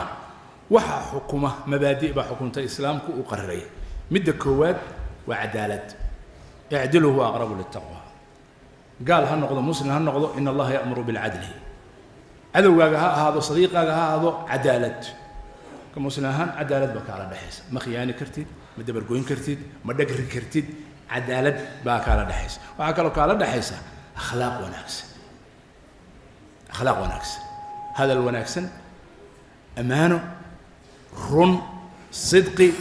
يا بكالة دحيسة وعكالة كالة دحيسة وقضب الصدحات وهو معاملات كين حكومة حكمة دعوة الجدينيش وين حكمة كل سنة ادعو إلى سبيل ربك بالحكمة kelimad macaan tusaale wanaag hadal xikmaysan inta haddaan ka soo gudbo qiso ayaan tilmaamayaa marka sheekhu jaarku ka hadlaya hadda soo maaha dacwo maslaxadeed inay nagala dhaxaysana gaalada waan sheegay nin Soomaaliya ayaa guri wuxuu ku lahaa wadankan Kenya meel ka mid ah gurigiisa waxaa deganaa nin gaal ah iyo carruurtiisa ninkii gaalka ahaa wuu xanuunsaday muddo kadib nin oday uu ahaa haddii uu xanuunsaday muddo cusbitaal ku jiray waxa la leeyahay wuxuu haystay iyo shaqadiisii iyo wixiisii iyo dhakhtar iyo waxay ku dhamaadeen reerkii way dacdaroodeen kiradii xataa way bixin waayeen muddo 8 bilood ayay kiradii bixin kari waayeen oo ninkan Soomaaliga uu sugayay dul qaadanayay maadaama muddo guri ku jiray aakhirka odayga isbitaalka markuu ka soo baxay muddana lagu leeyahay kiradii maciishadii waxyaalo badan oo duyun ah lagu leeyahay wuxuu go'aansaday inuu tuuladoodii dhulkii uu ka yimi meeshii gobolkiisa isaga noqdo dhul yar oo beer ah oo meeshii ku lahaayeen buu waan soo iibinayaa hadday kiradii wax goyn karto ayaa niyow kaa siinaya waad sugaysaa reerkiina meeshan waan ka raray magaaladan oo meeshaas baanu ku noqonaynaa Soomaaliga wuxuu ku yiri gurigaaga iska deganow ilaa waagaad wax ka hesho cid kira ku weydiinaysaa ma jirto dariskaygii baa tahay xaq bay ku leedahay waa midda labaade lacagtan 200 oo kunana iska masruufta wadanaha ku qabso ama deynta iskaga bixi ninka wuu yaabay waryaaga oo aadinaan qabiil wadaagin waxba wadaagin diin wadaagin waryaagan muxuu waxaan kuu siinahay ya aakhirkii ninka wuu islaamay reerkii oo dhan waa soo islaameen anu waxaan arkay iyagoo masaajidka quruxda ka muuqata dadkaas iyo cibaadada masaajidkan ka bixino shaqaysto usradii oo dhan ay muslim noqotay ya maslaxadii dacwada marka nagala dhaxayso waa taas daris wanaagiina waa kaas waxa anaga nala ka rabana waa ka waxaan ku soo khatimayaa warkii uu dhamaaday waqtigii wadankan Kenya anigu adduunka 50 wadan ka badan baan maray oo Soomaali ay ku nooshahay 50 wadan ka badan Yurub Mareykan Aasiya Europa Afrika ma garanaysaan waxaan leeyahay wadankan wadan fariid ah way fi noociisa oo kale wadamo badan ma laga helayo la Afrika wala Europa nabadgelyadiisa inaad ilaashataan waa maslaxad maciishada inaad ilaashataan iyo nabadgelyadiisa iyo noloshiisa iyo shaqadiisana waa maslaxad idinku ay wada leedihiin malaha gaala kaliya dalkaala iskaleed ma waxaan garanayaa boqolaal Soomaali ah baan garanayaa oo iyagoo cagacad wadankan soo galay maantana milyaneer ah wadan barakaysan waay dhinaciisa kale maciishad bay ka heleen risaaqad bay ka heleen nolol bay ka heleen tacliim bay ka heleen diin bay ka heleen walaalayaal nicmooyinka ilaahay subxaanahu wa tacaala in lagu kufriyo maaha فكفرت بأنعم الله فأذاقها الله لباس الجوع والخوف بما كانوا يصنعون marka walaalayaal dhulkan Soomaalida hadda joogto oo maqlaysa qarna waa Kenyaan asal hor dhulkaanayba Kenya ku dhasheen oo ka mid yihiin asal ahaan u yihiin qarna waa yimaadeen oo Ilaahay subxaanahu wa ta'ala uu ku barakeeyay cid garab gelisay ama xoog gelisay ma jirto iyagiiba asiyaad ka ah iyagiiba madax ka ah iyagiiba ku soconay haddana waxa waaye ma sha Allah meel aan qala dareemin inaad qalwanayso lagu gujinaayo ama diin lagu gujinaayo ama dan kale lagu gujinaayo meeshaas oo kale inaad tiraahdo marka war waa gaale meesha ku aragto buri oo aad maslaxadaadi burburinayay dantaadi burburinaysaa oo ma xad rabtaa adoo cagacad inaad ka carabto kan wadaana ogaada inaanu maslaxa idin wadin waana faham qaldan way kii wata waa gaale burburi dhulkiisa jabi bahalkiisa jabi hal ma uu sameey waxa soo wax sax ma islaamku wuxuu qabanaa maslaxa in nagala dhaxaysa diineed maslaxa adduunyo oo amni iyo maciishada labadaba in nagala dhaxaysa aan ilaalino maslaxada dacwadeedna inagaan ka soo bixin waajibkeeni ma leedin diiday dacwo ma fidin kartaan ma leedin yiri dadka diin ugu ma yeeri kartaan ma leedin yiri dowladda kenya intay idinla hadasha ama madaxdu ma idin tiri ma ugu yeeri kartaan cidna islaamka maxaad ku cadaaweynaysaa marka adiga indonesia waa 200 oo milyan oo muslimiin ah dagaal laguma furin dad idinka idinla mid ah baa dacwo ku furay dacwadu marka waa maslaxa kala dhaxaysa shacabkan kala dhaxaysa weeye haddii cidi diidayso ama dad gaari ay jiraan oo diidan dad loo idinka dhaxayo ha uga tagin dadkaan iyo shacabkan iyo waddankan iyo ummaddan ha uga tagin daaci haddaa tahay muslim haddaa tahay dhulka adaa leh adduunka adaa leh dacwaad ku leedahay meel kaa xiranina ma jirto ee waajibkeenna inagu aan ka soo baxno qusuurkeenna yeynaan iyo gaabiskeenna meel kale saarin dalkan kenyana walaalayaal waa iga kelmad caaw waana ugu talagalay inaan halkaan idinka iraahdo ilaashada nabadgelyadiisa ilaashada maciishadiisa iyo noloshiisa ilaashada waa maslaxad idinka dan idin gaar ah maha qof kale ugu danaynaysaan wabillahi tawfiiq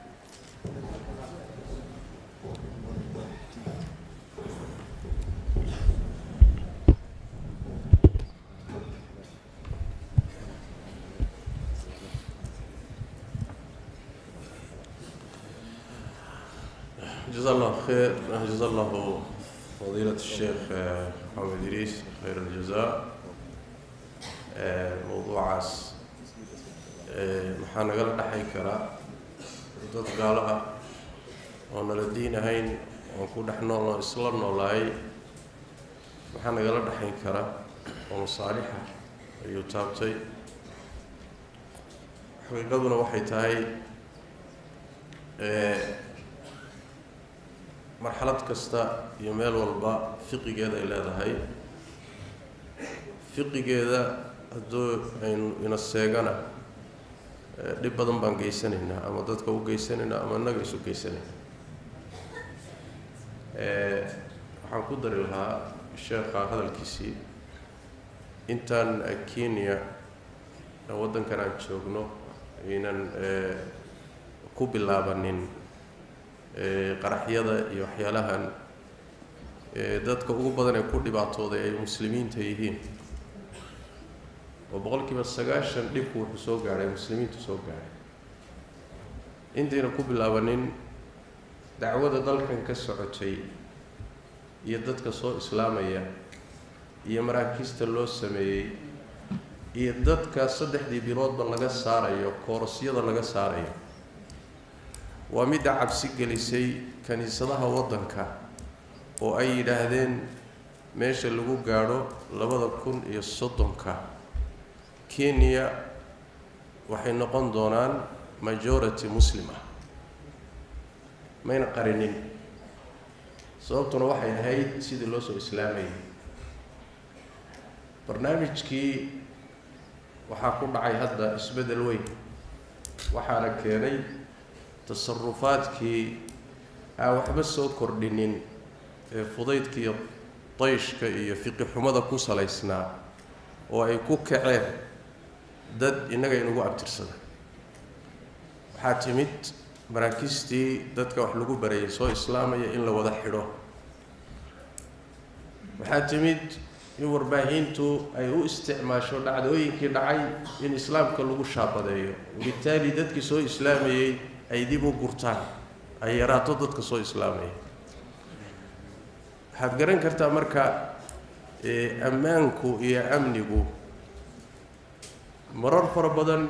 xagga dacwada iyo faafinta diinta waa kaga fiican yahay marar fara badan dagaalka waa kaga fiican waxaadna ku garan kartaan labadii sano ee heshiiskii Xudaybiya dadka ku soo islaamay iyo todobadii sano ee ka horeysay waxaan ilaa 6 sano ee ka horeysay iyo sanadihii Makaba markii la isku daro waxaa badnayd muddadii heshiiska Xudaybiya dadka soo islaamay marka waa sax islaamku maslaxa markuu ka guurayo wuxuu uga guuraa maslaxa ka weyn maslaxa intuu ka guuro dib ugama guuro arintaas marka waa arin muhiima ورمسائش اللو باهي فقها إن ينو باستشاه وإن دباتي إنه أين سوق يسنين جزاكم الله خيرا culimada mar kale waa mahadsan yihiin su-aalo yar baa soo gaadhay oo aan doonayaa insha allahu tacaala inaan culimada weydiino doctor waxaan ku bilaabayaa doctor cali masaladii uu ka hadlay su-aal baa ka timid oo la leeyahay waddankan waxaa ku badan markii ay gaaladu dhintaan dadkii asxaabtooda ahaa iyo dariska iyo waxay weydiistaan kaalmo dhaqaalo oo ay aaska ku samaystaan marka dhaqaalahaas aaska ay ku samaynayaan aniga oo muslima ma bixin karaa aniga oo shaqaale isla nahay saaxiib nahay ma bixin karaa yani shaqada aanu wada joogno saaxiibnimada saasaan ka wada dhaqaalaha ma ka qayb qaadan karaa ma bixin karaa waxaan ugu dari lahaa doctoorka oo ay muhiim tahay inuu ogaado halkan waxa ka dhacay dhaqaalaha la ururiyo keliya aas keliya looguma talagalee aaskooda waxaa ka dhaca acraaf iyo dhaqamo iyo muddo in la fadhiyo iyo in khamro la cabo reerka xoolahoodii in cagta la mariyo oo wixii uu ka tegay oo dhan la wada cuno marka meeshaasi waxaa ka jira qaab aas ay sameeyaan oo laga yaabo ruuxa waddanka aan joogin inuusan tasawurin marka lacag ma kaga qayb qaadan karaa gacan ma ka geysan karaa falyatafadal mashkuur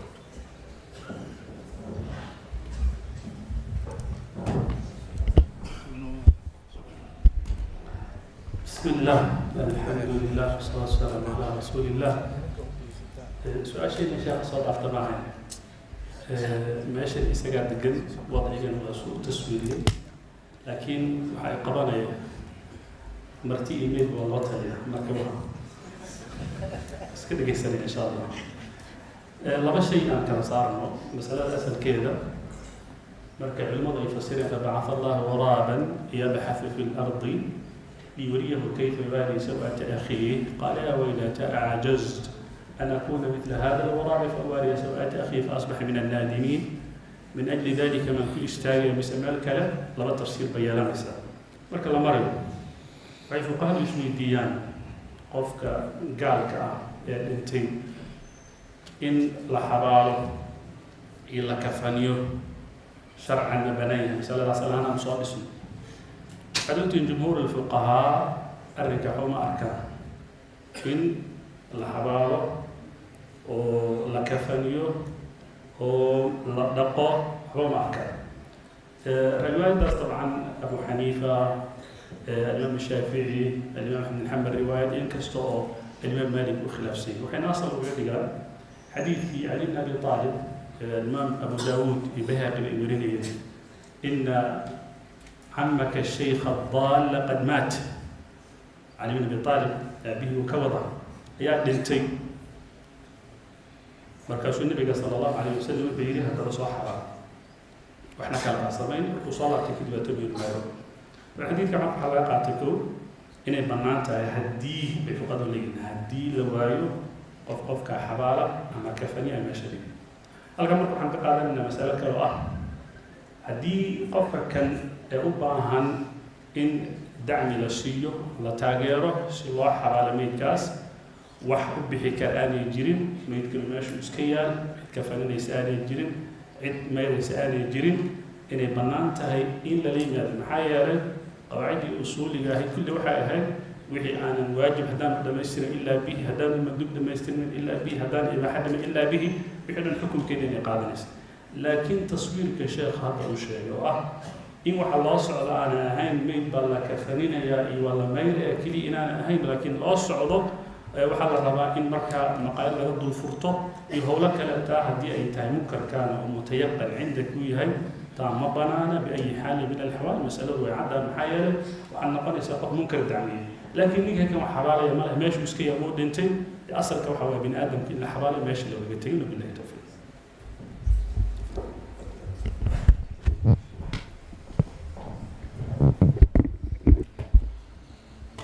جزاكم الله خيرا هلا السؤال بان علماء ويديننا كدبنا فرق واحد ان شاء الله تعالى صلاة العشاء شوفنا مركا sheekh cabdirashiid baan kusoo xidhi doonaa insha allah oo inoo ducayn doona ducooyin badan oo la soo codsaday inta ka horeysa sheekh maxamed idriis hal su-aal baan ku wajihi sheekh mustafana hal su-aal sheekh maxamed idriis waxaan ku wajahayaa su-aal ka timid gabdhaha oo cabasho ah waxay leeyihiin gabdhaha muslimka ah ragga muslimiintiihi way ku ciyaaraan soomaalida waa waxay ku dareen ragga hala wacdiyo culimooyin ragga wacdiya raggii gabdhaha waa ku ciyaareen sheekh maxamed waxaan su-aasha ugu dooray waxoogaa khabiir buu ku yaryahay dhankaasaga marka waxaan leeyahay faldabad mashkuura kelimatayn ha ka yidhaahdo cabashada gabdhaha ka timid nacam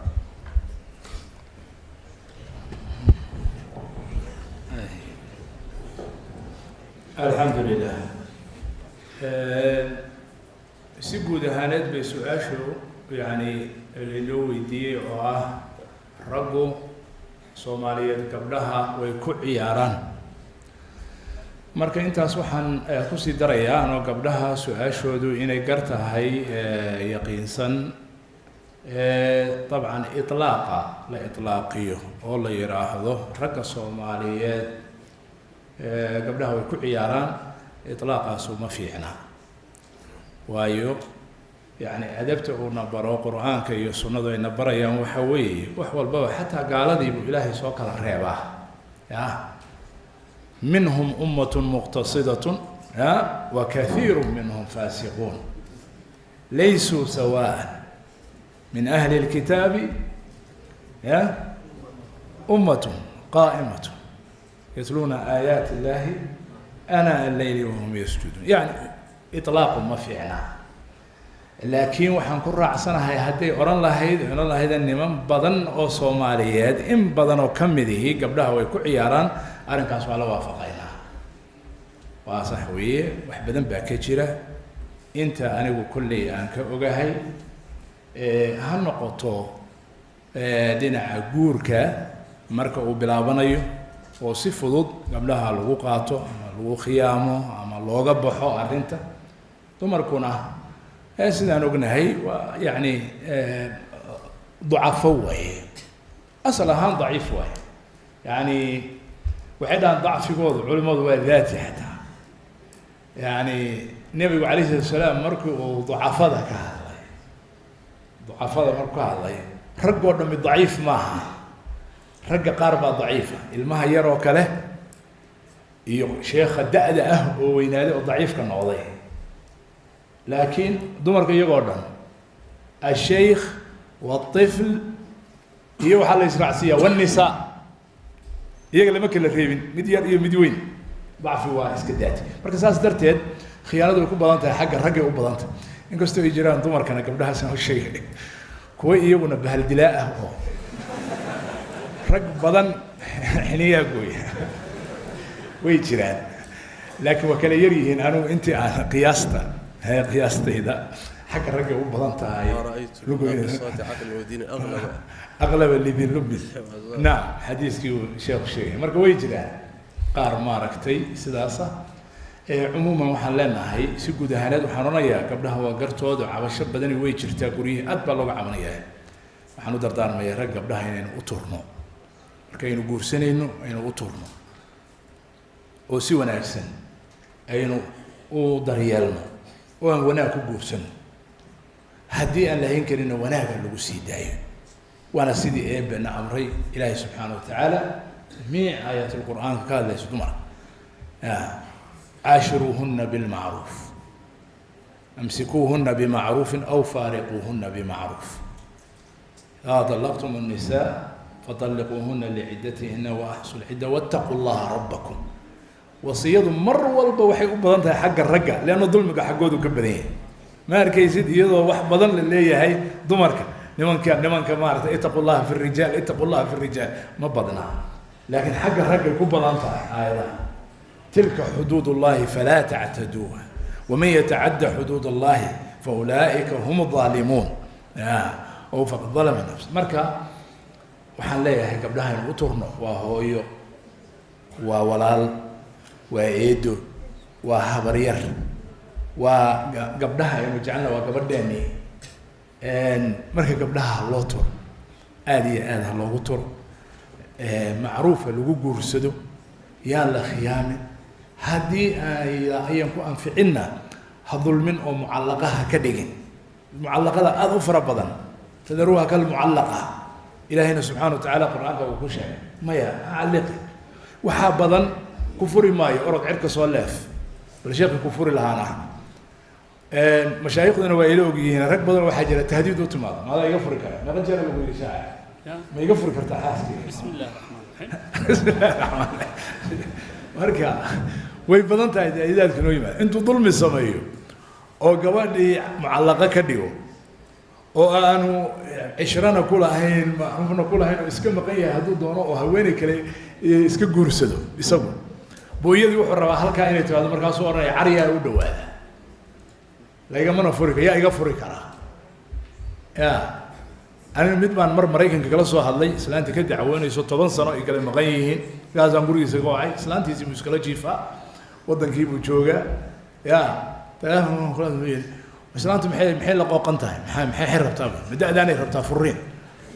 ya waraad daadeeda waxba kaagan ama har rabto ama yey rabin qof weyn weeye ama ha weynaato ama yey weynaan xaq bay u leedahay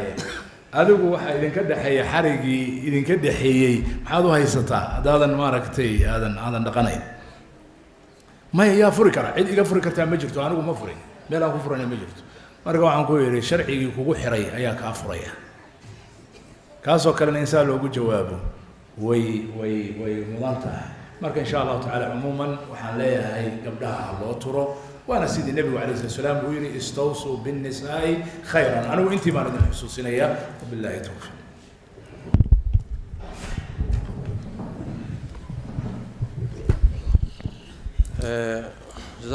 جزاك الله خير شيخ محمد su-aasha ugu dambaysa gabagabada ka hor waa su-aal soo noqnoqota horeyna looga hadlay sheekh mustafa loo jeedinayaa waa lasoo magacaabay waxaana loo soo magacaabay baa meesha ku jirta masaa-ishan uu ka hadlaa marka wadaadada hulaha way kala leeyihiin wixii dumar iyo islaamo iyo xaafado iyo ku saabsan maxamed idriis ha loo aado wixii masaa'il cilmiga iyo casriga iyo diinta iyo iswaafajintaana waxaa iska leh sheekh mustafa iska leh wixii qur-aan iyo hawlihiisana waxaa iska leh sheekh cabdirashiid baa iska leh allah yubaarik fiik doctoorku isagu intaba waxaan u malaynayaa inuu qayb ku leeyahay allah idin barakeeyo sheekhana masaladan waa masale iska soo noqnoqotay waxay leeyihiin wuxuu leeyahay saa'ilkeenu qur-aanka wuxuu sheegaa dhulku inuu fidsan yahay qolyahan muxuu ahay falaga culumta falaga waxay sheegaan inuu dhulku wareegsan yahay ama kubad yahay mar kale qur-aanku wuxuu sheegaa dhulku inuu fadhiyo iyaguna waxay leeyihin dhulku waa socdaa marka maxaa say isu waafaqaysa si kooban ayaan uga rajaynaya insha allah taala sheekh inuu uga jawaabo jazahu llahu khayran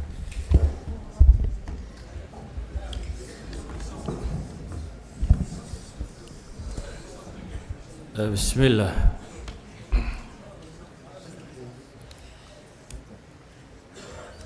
dhulku waa fidsan yahay waana kurawi labadaba wey wuu fidsan yaho dee waa idinkaa arka waa like a ball weliba waxay yidhaahdaan waa sida beedkoo kale inuu sidaa yahay waa masale iska fudud waayo dayuuradda maanta galbeedka u duushaa barigay kaaga imanaysaa hadaynu xaggaa u duullo barigaynu ka soo geli karnaa waana masale mushaahada hadda yacni maaha masalo u baahan adiladii cilmiga ahayd ee la baari jiray caynka waa masale mushaahada yani waxa la isweydiinayey dayax gacmeedkii la saarayay nimankii muslimiinta ahaa culamada muslimiinta la isugu yeedhay markaa niman muslimiina raacaya 24 saacadood 16 jeer bay dhulka ku soo wareegayaan markaasay u tukanayaan bay wadaadadu ka fatwoonayeen saacad iyo badh kasta habeen iyo maalin buu dhammaynayaa saacad iyo badh kasta habeen iyo maalin buu dhammaynayaa markaa saacad iyo badhkaa ma 5 salaadood baa la tukanayaa mise 24 saacadood baa la sugayaa mar la tukanayaa waayo ninkana 16 jeer dhulka ku soo wareegayaa waxaan uga dan leeyahay markaa dee waa masale mushaahada waana waxyaabahay culamada muslimiintii waagii hore taqriiriyeen waxaan filayaa qarni السابع أو السادس cinda العلماء المسلمين waxay ahayd masaa'ilka caamka aan murankoba ka jirin ee la wada rumaysan yahay waa markaynu kuraweynimada ka hadalno waa jiraan dooda yaroo imika lagu soo qoro website-yada iyo meelaha kan oo rag dan le ay waxyaabo yar rasa sawiraan oo golob yar oo cadceed yar oo halkan marayso oo saan u socoto laakiin waxay u badan tahay inaanay saxahayn taasi waa masalada koowaad ta labaad maxay ahayd sheekh ilaawey socodka iyo taagnida socodka iyo taagnida dee wuu soconayaa weliba dhowr socod oo kale noocu soconaya socodka qaarkii waa waxay fusuushu ku samaysanto xagaa iyo jiilaal iyo gu iyo waxa kan socodka qaarkiina waa waxa habeeniya maalintu ku samaysanto yani inuu on its access inuu ku wareega waa waxa keena habeeniya maalintu yukawiru leyla cala annahaar baa ilaahay tilmaamaya takwiirka ma taqaana takwiir alcimaama waa sidaa sheekhu imika u duubay waa markaad cimaamada saa u duubto ilaahay wuxuu leeyahay habeenkii maalintaa isku duuban subxaana waa isku duuban yihin waayo habeenku markuu sii baxaya maalintu soo gelaysa xagga kalena maalintii baa kasii baxayso habeenkaa soo gelaya waa takwiir takwiirkuna wuxuu ku yimaadaa bay leeyihin wareegga dhulka wareegaya calaa kulli xaal masaa'il aynu hadda waqti badan u hayno adiladeeda cilmiga ama nusuusta ay culimmadu daliishato laakiin waxaan leenahay un culamada muslimiinta ee caamka ee masaa'ilka kan ka warrama qadiiman wa xadiidan labada masalabada way sugayaan wallahu aclam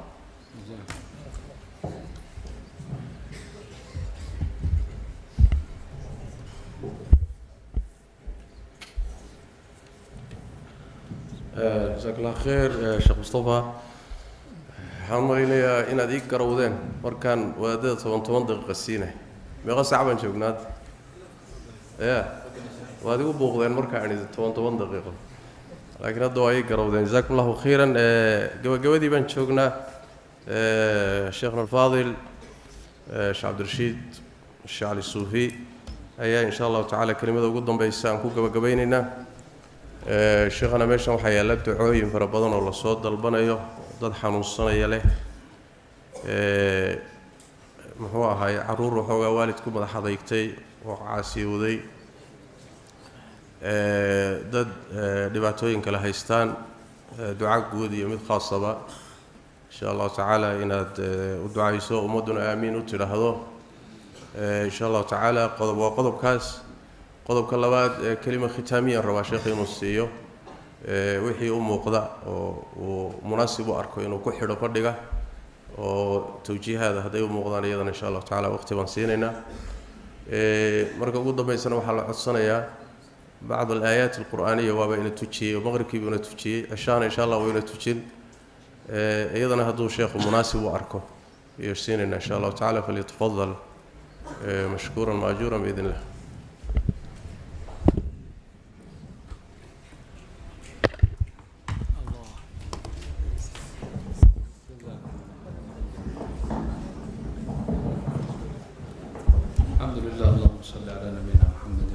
saxaabati ajmaciin arrintii sheekh mustafa hadda uu ka hadlayey baan ka daba tegayaa ma odhanaya aan qiso yaroo iga soo martay idiin sheegaya oo qul siiruu fi lardi ku saabsan qul siiruu fi lardiga qisooyin badan baad la kulmaysaa new zealand meel leedaha adduunka meesha ugu dambeysa ah xagga qorax ka soo baxa ayaanu u duulay aniga koox reer qadara oo xagga khuruuj ku baxay marka 25 saac isu geyn bay diyaaraddiina sii waday meesha arrintaan idiin sheegaya iga dhacday 25 saacadood qatar ilaa يعني New Zealand dhexdeeda diyaarada sii fuulay markii isu geynay 25 saacadood jihada aan u soconay waa jihatul mashriq waa qarrax ka soo bax diyaaradu inta u socotay guri anagoo fadhina lagu casuumay baa waxa yaalay mujassamkan ama kuradan ama banoonigan ku sawiran qaaradaha Soomaaliland arkay ayaa horteena yilay nin duqaha Allah naxariistay oo aslan rees baadiyana iska ahaa laakiin ugaas ka xaga ka ahaa dadkiina la socday ayaa iska hadlay oo wuxuu yiri ashhad أن الله صدق وأن الذي وضع هذا كذب الله يقول والأرض بعد ذلك دحاها وهذا يجعل الأرض كرة ما فهمت هذا كم مرخاتك يا إلهي صادق وي كان نوع بينال بهال كان سبي يقول كي كرة كذلك بركة هذا الكيبان قصده وحان أبو عبد الله الرجل أبو عبد الله aduu inaad rumayso dhulkan inuu kuraya iyo inuu san ahayn inuu wareegi inuu san wareegin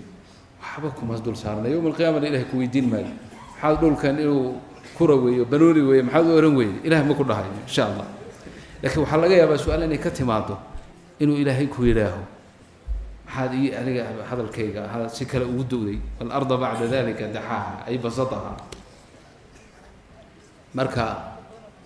iska horkeenin baan kalaamullaahi iyo waxa hadda mushaahadka ee dadku ay arkayaan tilmaan ahaan baa marka waxaa yiri hadda meeshan aan joogno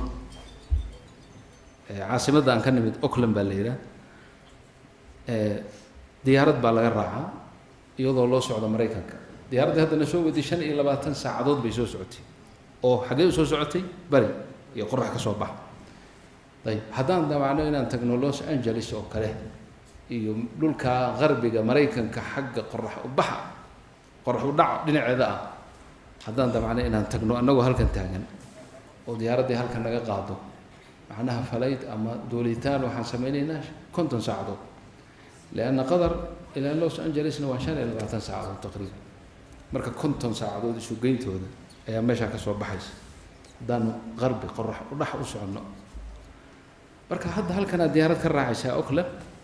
سيدات ساعة كلية كوسي وليسها لوس أنجلس باب الجوك هذا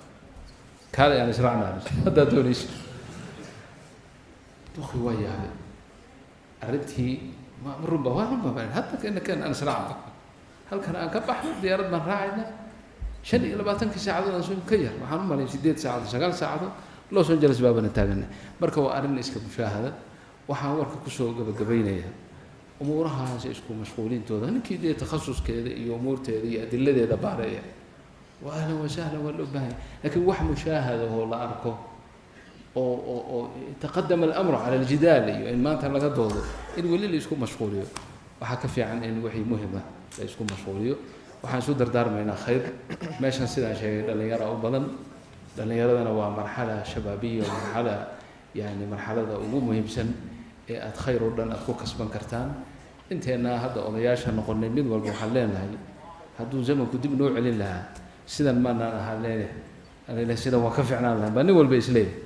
واحد بدن أو كاتري بعد سلة هاي لأن يرى نمدي ويكفي عنا لها مركا لأن يرى تهين هذا شاب نشأ في عبادة الله نقض وابتهين وحن سيجارة إن كدر دار من القرآن كإلهي إن أتقع أنت من الكوكب ستان القرآن كإلهي قفك كدداله برته إن شاء الله كعمل فلا من أهل القرآن النقضة عزة يشرف في الدنيا والآخرة بإلهي سينيا لأن القرآن كإلهي وح ولم أو مجر كلام الله تعالى فضل كلام الله على سائر الكلام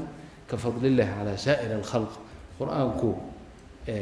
ميل لما وذا أما قرآنكو ميل لما درسه إلا هو شرفا أفضل البقاع ما كم حيو نقطة قرآنك كسودجي أفضل خلق الله رسولكم حيو نقطة لأنه قرآن كيبه إلى قلبي كسودجي بلها تنو بركة سنة رمضان لأن قرآنك كسودجي هبينك ليلة القدر محي ليلها هبين ذاك لك قفض بنات قرآنك إلى كسودجي وهل مجرا باب كاسودن أديونا ذاتك كوا قفي عم بنقون إيشا هذا القرآن كذا لا درسه انتنا ما شاف إذا صدحهم بين النهاي حفاظ وأنا يكون بديهين ما شاء الله بارك الله فيكم أذوا يكون فرح سنة لك حفاظ القرآن كحفظيه وليبا ما شاء الله مستوى هذا أن أركي وآد يعجب قليل وقراءاتك اللي سيقود بي ما شاء الله بان لكل مي marka qolooyinka iyaga ana alxamdulilah anuu yar baan qur-aanka xifdiyey cid kastoo qur-aanka xifdisan aafada ugu weyne maantana soo food saartay waa tadyiicu lwirdi wirdiga oo layska lumiyo oo qur-aanka aadan waqti mucayana aadan siinin qolkii marka ay ku sahlanaato un ay noqoto halkaa waxaa ka dhacaya in ay bil kugu soo wareegto adoo xaafida oodan qur-aankii aadan dhammaynin waa jariima kubra fii xaqikanta markii la yidhaha jariimo weyn bay kugu tahay sababto ah nicmada ilaahay ku siiyey og tahayna nebigu sal allahu alayh wasalam si gaara inuu ugu dardaarmay tacaahadu hada alqur'aan haddii aad tidhaaho waqtigii aan kansho u helo aan firaaqo u helo ama alaabtan hadda lanagu ibtileeyey facebook iyo whatsapp iyo maaragtay galaxy iyo ibad iyo shaydaan oo dhan baan kaga mashquulayaa kitaabu rabbi alcaalamiin waxa weeye dayacta nicmat allahi waana xaqirtay marka xufaad alqur'aan wardi aan samaysano usbuuc inaad ku dhammaysaa fariidnimo fiican ah oo aada u wanaagsan haddii aad 10 cisho 3 juz waa sida hadda ay dardaarmayaan dadka ahlu fanniga ah ninka xaafidka ah 3 juz inuuna ka yaraanin waqti kale haddaad weydo waqtigaaga raaxada iyo hurdada uga goow weliba inaad haddaad qur-aanka xaafid tahay qiyaamu leylka tukataa laga rabaa waxaa ku xiga qaybta labaad oo ah qaybta qur-aanka baranaysa ee hadda ku jirta iyagana waxaa laga doonayaa dadaal inay la yimaadaan su-aal badan oo soo noqnoqota sida ugu sahlan dariiqada ugu sahlan ee xifd alqur'aan waa takraar waa ku celcelin alwaalid الsheekh cali suufi raximah llah hadaladiisa waxaa ka mida u ohan jiray suurat lfaatixa suuradaha kale kama jilicsana suuradaha kale bay la mid tahay maxaan qofku u gafaynin xataa hadduu qalbigiisu maqan yahay lianna carabka xifdiyey karat takraar markaad xifdinayso athnaa alxifd ha keliya ha ictimaadin ha cuskanin maskaxdaada iyo dihniga aayadana ku xigta ee ku celceli in badan 40 goor ku celceli safxada intii aad doonto intaasoo dhan taas ha kuu sahlaysa in aad qur-aanka aad xifdiso qaybta saddexaad oo naga midana waa nin iska maaragtay mashquula ama caamat almuslimiin qur-aanka ma iska daynaysaa maya waa inaad saaxiib la yeelato waa inaad qur-aanka wardi ka yeelato maalintii hal juz iska aqri bishii hal mar qur-aanka dhammee haddaad akhriyi karto waa hagaag haddaadan akhriyi karin oo uu ku dhibayana horta waa inaad barataa oo qur-aanka barashadiisu waa muhim jiddan laakiin haddii aad si kale uga mashquusho wardiga ha ka tegin oo maalin kasta in aad juz aqrido haddaadan akhriyi karin dhegayso waa kanoo qur-aankii waa la wada duubay oo culimo badan oo qur-aanka duubtay ayaa jirta anigaygaas xataa waa laga yaabaa inaad tasjiilaadka aad maqasheen inkastoo xabsi ugu yarayd laakiin baryahan hadda xabsana hore u duubnaa haddana mid oo qasr munfasil aan duubnay mar dhow insha allah idin soo gaari doona muhim dhagayso oo sidaas uga dhigo dardaarankaas qur-aanka aan isu dardaarmayna baa hadalkayga kusoo khatimaya اللهم صل على نبينا محمد وآله وصحابته أجمعين اللهم إنا نسألك رضاك والجنة ونعوذ بك من سخطك والنار اللهم اغفر لنا ولوالدينا وللمسلمين اللهم اغفر لوالدينا اللهم اغفر لوالدينا اللهم اغفر لوالدينا وارحمهم كما ربونا صغارا أصلح لنا في ذرياتنا أصلح لنا في ذرياتنا أصلح لنا في ذرياتنا هب لنا من لدنك إيمانا ويقينا ليس بعده كفر اللهم إنا نسألك الخير كله عاجله وآجله ما علمنا منه وما لم نعلم نعوذ بك من الشر كله عاجله وآجله ما علمنا منه وما لم نعلم اللهم لا تدع لنا ذنبا إلا غفرته ولا هما إلا فرجته ولا دينا إلا قضيته ولا مريضا إلا شفيته ولا حاجة هي لك رضا ولنا فيها صلاح إلا قضيتها ويسرتها برحمتك يا أرحم الراحمين اللهم ألف بين قلوب المؤمنين وحد صفوف المسلمين اللهم أعز الإسلام والمسلمين ذل الشرك والمشركين اللهم اهد أمة حبيبك محمد صلى الله عليه وسلم أجمعين اللهم افتح باب الهداية للخلق أجمعين في مشارق الأرض ومغاربها اللهم احفظ أهل هذه البلاد يا رب العالمين ويسر لهم أمورهم اللهم اجعلهم سببا لهداية غيرهم ولا تجعل غيرهم سببا لغوايتهم يا رب العالمين رب اغفر وارحم وأنت خير الراحمين دعاء الله نجا أقبله والدينتنا الله دم دافو لقنا الله نود دم دافو انت بكت الله عافيه تحنوك شيغتي إلهي وحن كبرينا جاهلنا هذا أن إلهي كبرينا وحكى لما قرنينا مسلمين وأنها مسافرين وأنها إلهي الدعاء نجا أقبله إلهي يوقف كسر بك عافي وقف كسر لقبك أنا إله وعافي muraadkeena kulligeena allah na wada siiyo oo ilaahay raalli ka yahay wixii dayn qaba ilaahay daynta allah ka fujiyo qof kastoo muslim oo kurbaysan kurbada allah ka faydo inteena Soomaalida fara badan ee wadanka jooga allah xifdiyo allah idin wada xifdiyo إلهي إذن كدقوا ودنكم قوة إيوه سبب النقضة إليه ودهنونا الله إذن كدقوا دعاة إلى الله وإلى رسول الله الله إذن كدقوا ودنك إني أسألك أها إلهي إنه هجاجي علاده رفاتك يا لبعت الله كدو القاضي وناقي برواقي إسجعيلي كالقعيلي محبة الله هدقوا إنه ولي ذلك والقادر عليه مسلمين تودن في مشارق الأرض ومغاربها دبك جيران دبك الله كفيدو دبك الله كفيدو طريقي ونصرين لها وقرقار لها ومجدك شرفته وسوعين لها الله وافجيه الله وافجيه إنه ولي ذلك والقادر عليه انت بكت الله عافيه تلمتنا الله ونحريسته كل جنا الله نودم بلافه مركز كان انت جوكت اخوانك الله ولا حفظيه كل قول بارك الله فيكم وصلى الله على نبينا محمد وعلى آله وصحابته أجمعين والحمد لله رب العالمين